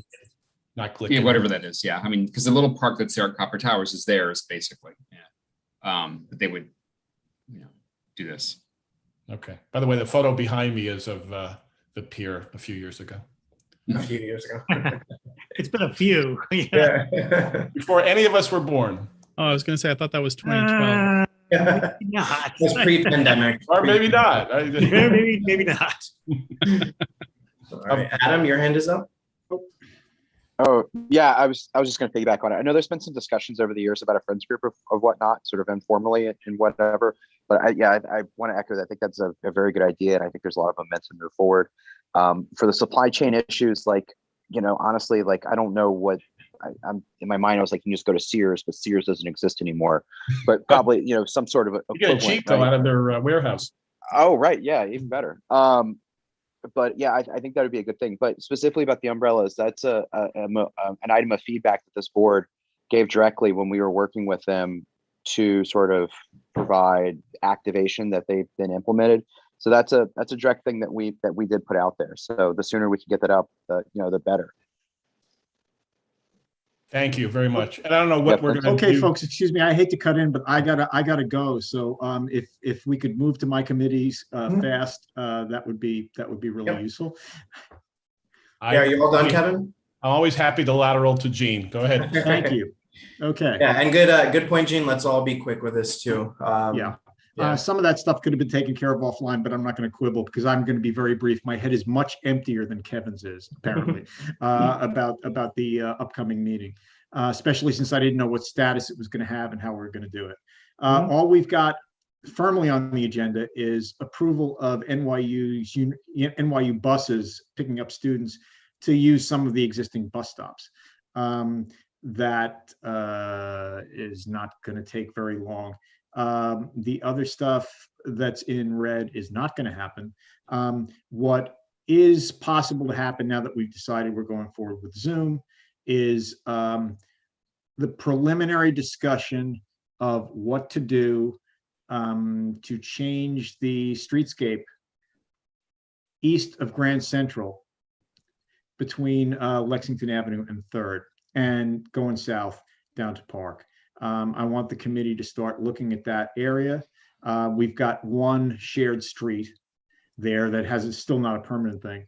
But since they're ripping up the train shed north of the Grand Central anyway, and since they're putting in this new building to replace the Commodore, and there's going to be a lot more people in theory whenever we do reopen that are going to be there, the streets are already a mess in terms of usage. The sidewalks are tiny, people are crowded. It's ridiculous. So I'd like to have the committee look at a new overview of what kinds of things we can do to make those streets more pedestrian friendly and less useful for cars. Most of them don't go through anyway because there's Grand Central Terminal and a few blocks of things. So it's sketchy, but that's as far as it's gotten. And that's what I'm going to bring to the committee. And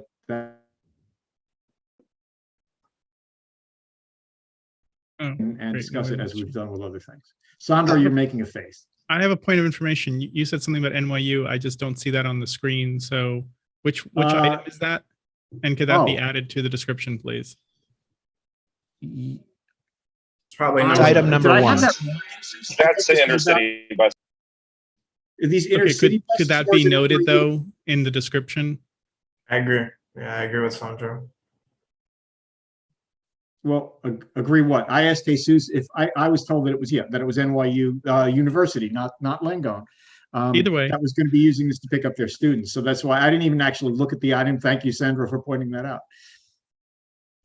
This says request for new intercity bus stops. I would, with reading this, I would think, unless I see Academy at the very end, I would think that this is actually for standard city buses. Fair enough. You're right. All right, we'll look at the application one more time, and then we'll add more clarifying language relating to NYU. Thank you. Jean, can you clarify again the preliminary discussion of streetscape redesign? I'll email it to you, Jesus. Okay. That'd be easier. I can get you better language than I'll come up with now. Okay. All right. I'm going to jump. All right. No problem, Gene. Thank you. Feel better. Thank you. All right. Let's move on to Health and Human Services. Elvie? 1 second. I've got several agendas going here. We don't have any sensitive issue that warrants a meeting in September. But the flyer on Healthy Living series is ready to go. So the first series is scheduled on September 29. And I need the support of everyone in disseminating the flyer to the community members. Okay. So, yeah, that's all. Yeah, we'll be sure to share with that. And actually, Elvie, because I know this is coming up for Budget and Governmental Affairs, you might want to sponsor that resolution as well as the Health and Human Services Committee to show that, this is also a health concern for us to continue to have virtual meetings. But we'll wait till Rick's gets up. But it'd be good to have a joint or whatever. Yes. Mm-hmm. All right, next up, Rick. Thank you. I think Ann, yeah, okay. We did enough, we've done enough on this, on the open meetings law thing. That was gonna be, I think this has now sort of turned everything on its head about what we're gonna talk about. We need to get past the meeting of the borough board that you're gonna be going to, Kyle. Mm-hmm. And we'll make some changes in the draft. It looks like I will try to have a virtual meeting before the end of the month at this point, because we really need to have something done at the September full board meeting to be helpful. So as far as that goes, that's sort of in flux, but we'll definitely do something. And I'll be in touch with the district office about how we can meet. We did run into a problem of having a quorum for a meeting in August because so many of us have reticence about showing up in person. The other issue is the budget requests. Of course, every year we have to do this. And I'm frankly getting a little tired of it, that we always have to pull teeth to get this out. Now, if all you do is go back into the district needs statement, see what your budget requests were from last year, and get to the office with a CC to me, keep the ones that we've got, add this, or subtract that. Other than that, we're going to just look at these things. If you don't tell us what to do, we will use our judgment in keeping something or taking something out. You don't want us to do that. You want to have an input, and we've got to do it because it has to be passed in the board no later than October. Mm-hmm. And that's real soon. So we're going to, the committee can now meet, fortunately, virtually, based on what we've done tonight. And we will go ahead and do it, but we're not going to go through that thing line by line anymore. We're only going to focus on the things that need to be changed, and only you can tell us what needs to be changed. So please get your input to the office, and it can just be content with the way we did it last year, just let it ride. That's fine. But we do need to hear from every committee that's what you want us to do, because we don't make things up out of whole. We're just there to prioritize what you want to have done. And that's my high horse for the day. If you have any questions about the district needs statement or the budget request process, if it's the first time you've done it, or if it's the 20th time you've done it, just be in contact. I'll be around. And that's pretty much it. All right. I see B has a question. Questions. One, what is the date that we're doing the full board? Because there is Rosh Hashanah for 2 days. And then I do have a question for Rick. I hope he can answer it. Okay. We're supposed to present the slate for elections Yes, at the September meeting, okay? that's correct.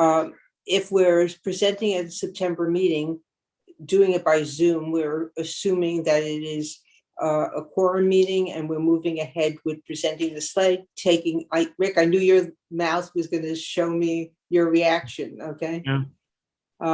So because people can submit their names or other candidates, and then October is when we do the election. So I am questioning how we handle it. That's a real question. In the past, there's been a report by the chair of the elections committee, formerly the nominations committee, and they took any requests for additional nominations office by office, and it was like, are there any additional No, I know nominations? that, but are they we're considering it an official meeting, so we could do that. I think that's the only way you can do it, right? Yeah, that's the only way we can. Okay, just wanted to make sure.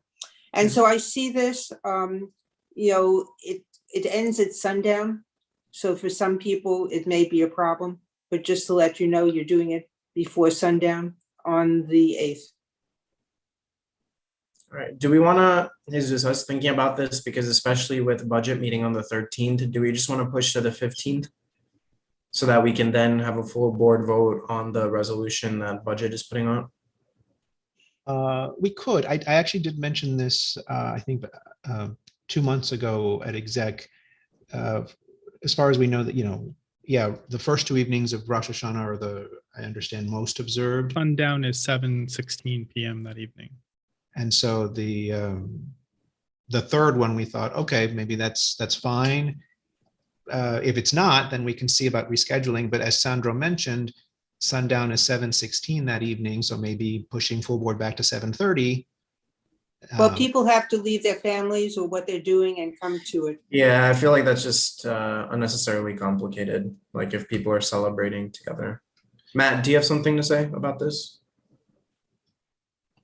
Well, my hand was raised on a different issue, but I can tell you that on that second night is something that I celebrate, but I wouldn't want, to cancel the entire meeting for me.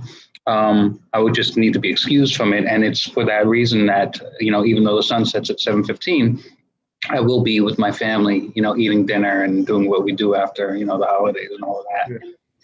So this is the third night, September 8th, which is where full board is currently scheduled, is the third night of Rosh Hashanah. Right, but it's the full Final. day of the second day of Rosh Hashanah. It's the second full day. Okay, so then the committee wants to move full board. Let's put it to the 15th. Okay. No. The 15th is no good either. That's Yom Kippur. Oh, yeah. And that's exec. So exec, I was going to get, when we got to that, exec going to have to be moved. Well, for me, I mean, feel free to partake without, go forward without me. No. I object. It's not just Matt. Well, on the 9th, which would have been health, since health is not having a meeting in September, in theory, full board could take that night. Is the 16th is public safety, correct? Or is that the 23rd? The 16th is the second night is still Yom Kippur. Oh. What? I thought Yom Kippur was just one night. It starts the sunset at Oh, one night. yeah, got it. Yes. Oh, and then I guess the 14th would be the first, right? The 14th, I don't think is, no, that's not Yom Kippur yet. No, it's the following, it's the following 14th, sorry. day. So would there be a problem doing it on the 14th? Because I do want to get the budget resolution at our full board on the open meetings. Open meeting. So that if budget is the 13th, I want to do something after the 13th. So is the 14th fine? Let's see, give me 1 second. The 14th is Yom Kippur. Or no, 14th it's is actually the 14th is the day before Yom Kippur. Sorry. Okay. Let me just make sure that we don't. Honestly, the way I look at the alternate side parking calendar. They have like every holiday under the sun. And no, the 14th seems to be okay. So we want to move full board to Wednesday, Tuesday the September- 14th. to Tuesday, September the 14th.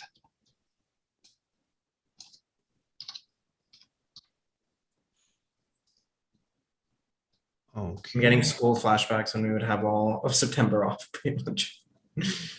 Yeah, forgive me, I'm from Texas. I grew up there and we don't have this problem there. we just don't do it. Well, you probably do, but no one pays any attention. That's what I mean. Yeah, no one does it. Yeah, but then again, we have. Yeah, I actually know it's an issue because we have to do a list of all the holidays to make sure that we don't do anything on the holidays. So I'm always very focused on it. Okay, and also moving forward, then the policy is on any of the nights of Rosh Hashanah, CB6 will not have a meeting. I Is think that- that's correct. Yeah. I think that's the way it's always been. I'm not sure about that, but now it is. Okay. So what's the meeting after that? Health and Human Services. 15. So executive, let's move that to the 22nd. Okay. 22nd.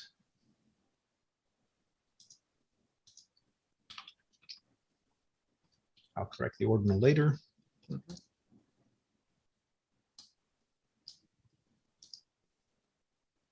The 22nd is free. Mhm. All Okay. right. And then so we'll move on to Matt for public Oh. safety. I'm sorry, Oh, I go didn't ahead. I didn't put my hand up, but does that mean the budget would have the 13th as a committee meeting? That does mean that, yes. Okay, that would be fine. We can put that on the calendar too. Mhm. That Yep, way we got the official meeting. If it's a Zoom meeting, I'm not going to worry about whether everybody can make it or not. I'm just going to have the Zoom meeting to confirm the open meetings law resolution and we'll do some budget stuff while we're at it. Mhm. Okay, perfect. Okay, so there won't be an additional budget meeting. It'll just be the regularly scheduled one on Monday, the 13th. Yes. Okay. Oh, it is right. Yes. It was before it was after full board. Now it's before full board. That's all we needed. Yes, now it's the day before. That works perfectly for us.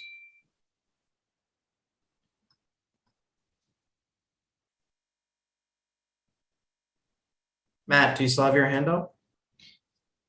I do. Thank you, Kyle. I was just curious whether any thought has been given to the role of assistant secretary and whether there'll be a nomination for that role.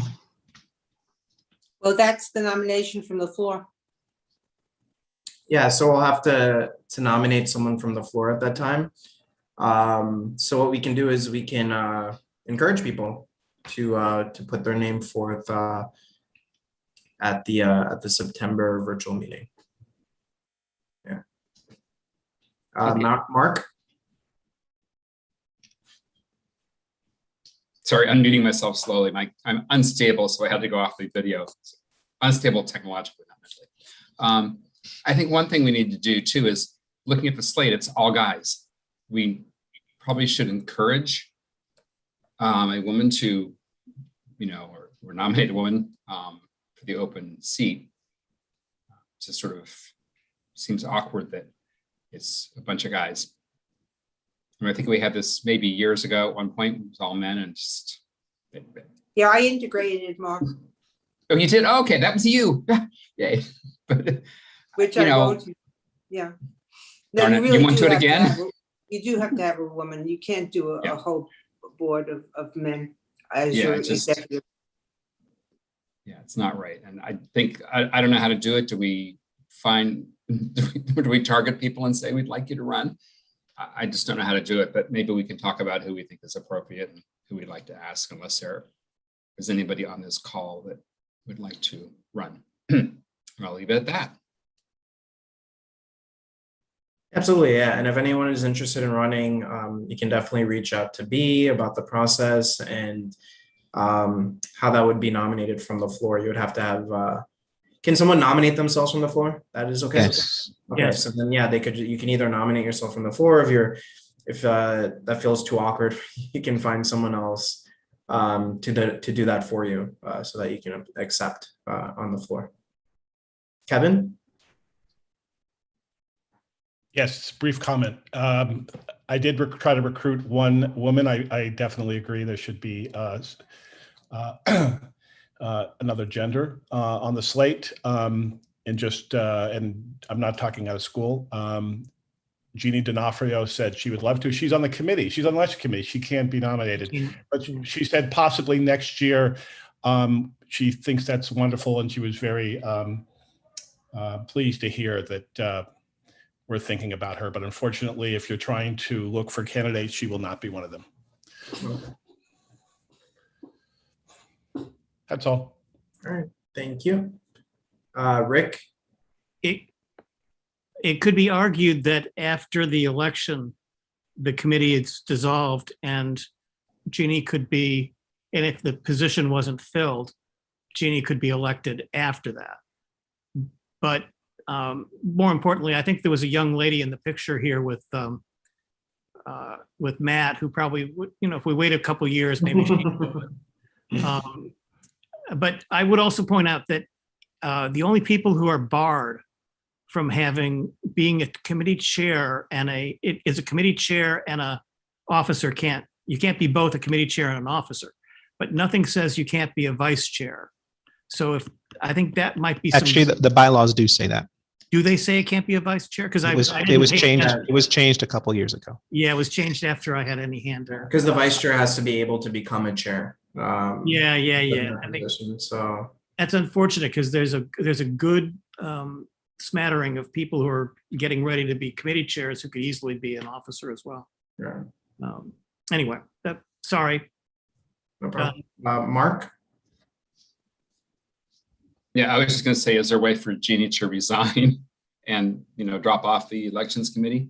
Well, she had 2 points. One, she said she was, time-wise, she was looking at that possibility for next year, not this year. But then she also did point out that she happens to be on the committee. So it was, I can reach out to her again.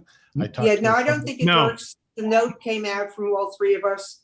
I don't think it works to drop out now from the committee. Yeah, and also I don't want to get too detailed about people running for office and this is still being public. Yeah, this is still being streamed and all that stuff. So anything like that can just be shared offline. Fair enough. And like I said, I'm not talking about school, Jeannie. If you are listening, I know you're okay with this, but go ahead. All right, thank you. All right, so let's move on to public safety. Matt?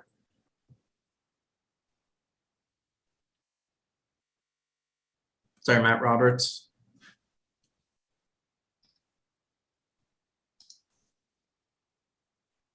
Oh, you're still on mute, Matt. All right, there we go. Technical issues. So we were originally leaning towards not having a meeting with the issues of in-person meetings with the rescheduled date. There's just simply not enough dates on the calendar. It had nothing to do with the pandemic.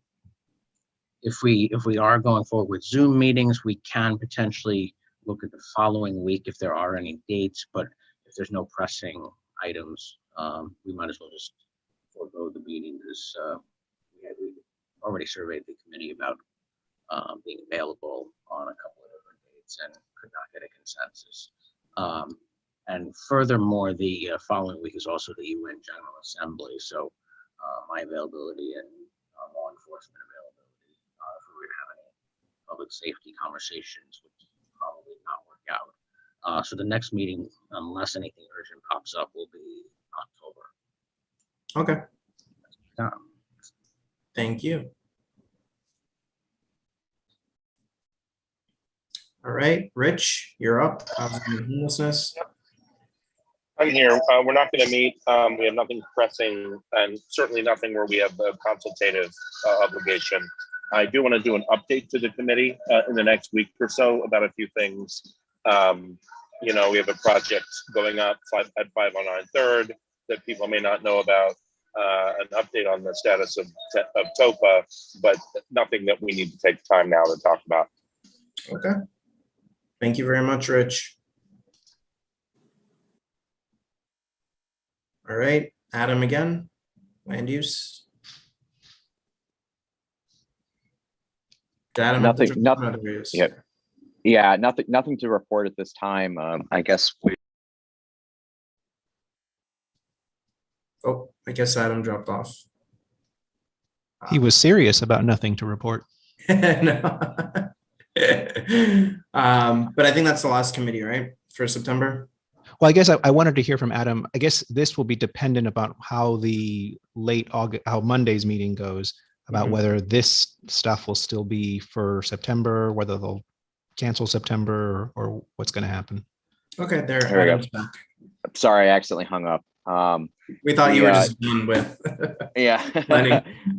No. So essentially, what would happen here is that there would be all the items that have been tabled for the August meeting will be rolled over to September. So that includes an update regarding ESCR from the DDC project team regarding some of the construction schedules and things of that nature.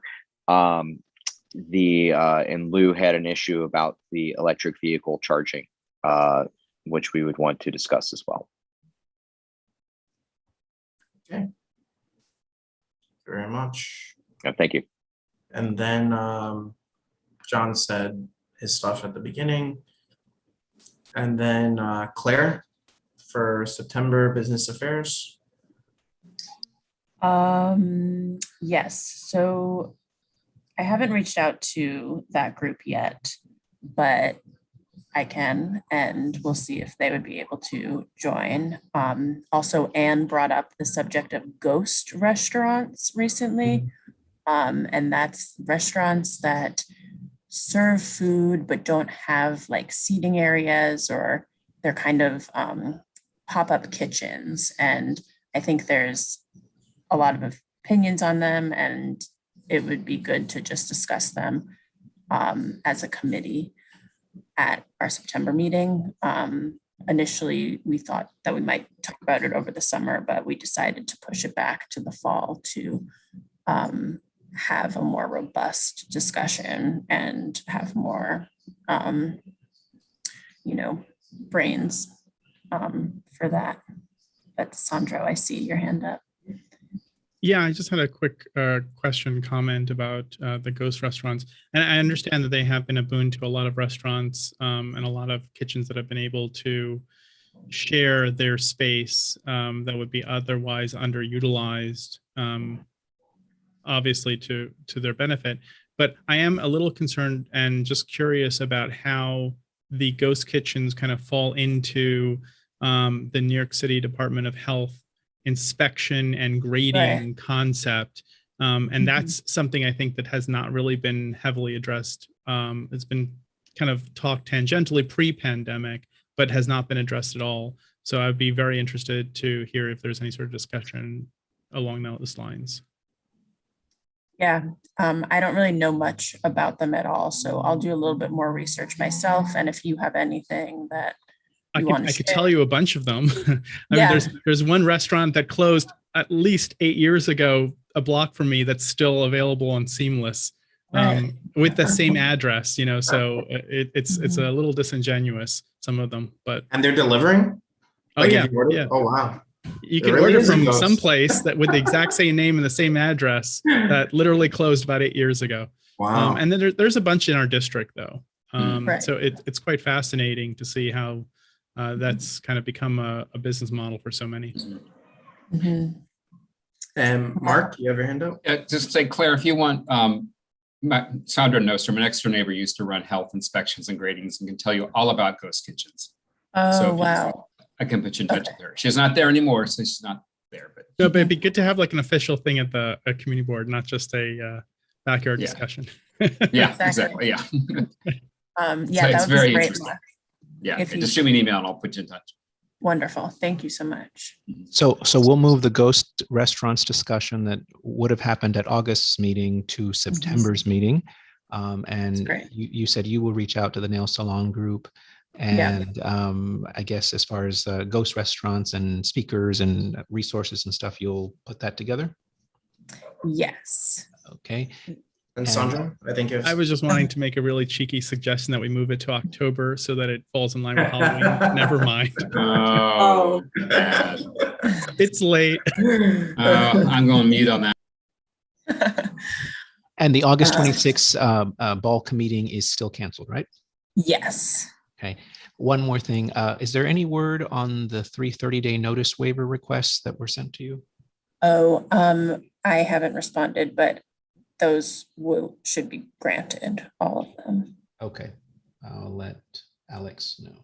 Sorry about that. No problem. You've got a lot on your plate. Thank you. Okay, so we're all finished up on that.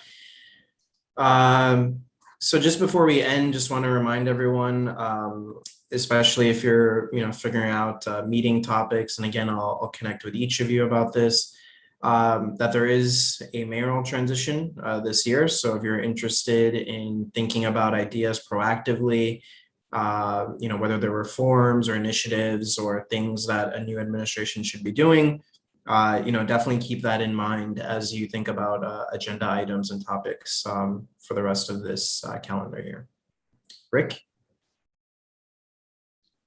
Just a quick last comment about since we're coming up to our last meeting before the end of a particular, people are going to start showing up. Have we done anything for the people who have retired from the board in recognition of their service? And if we can do it virtually, any way to do it is always a nice gesture. Yeah. So what my hope was that we could do something in person.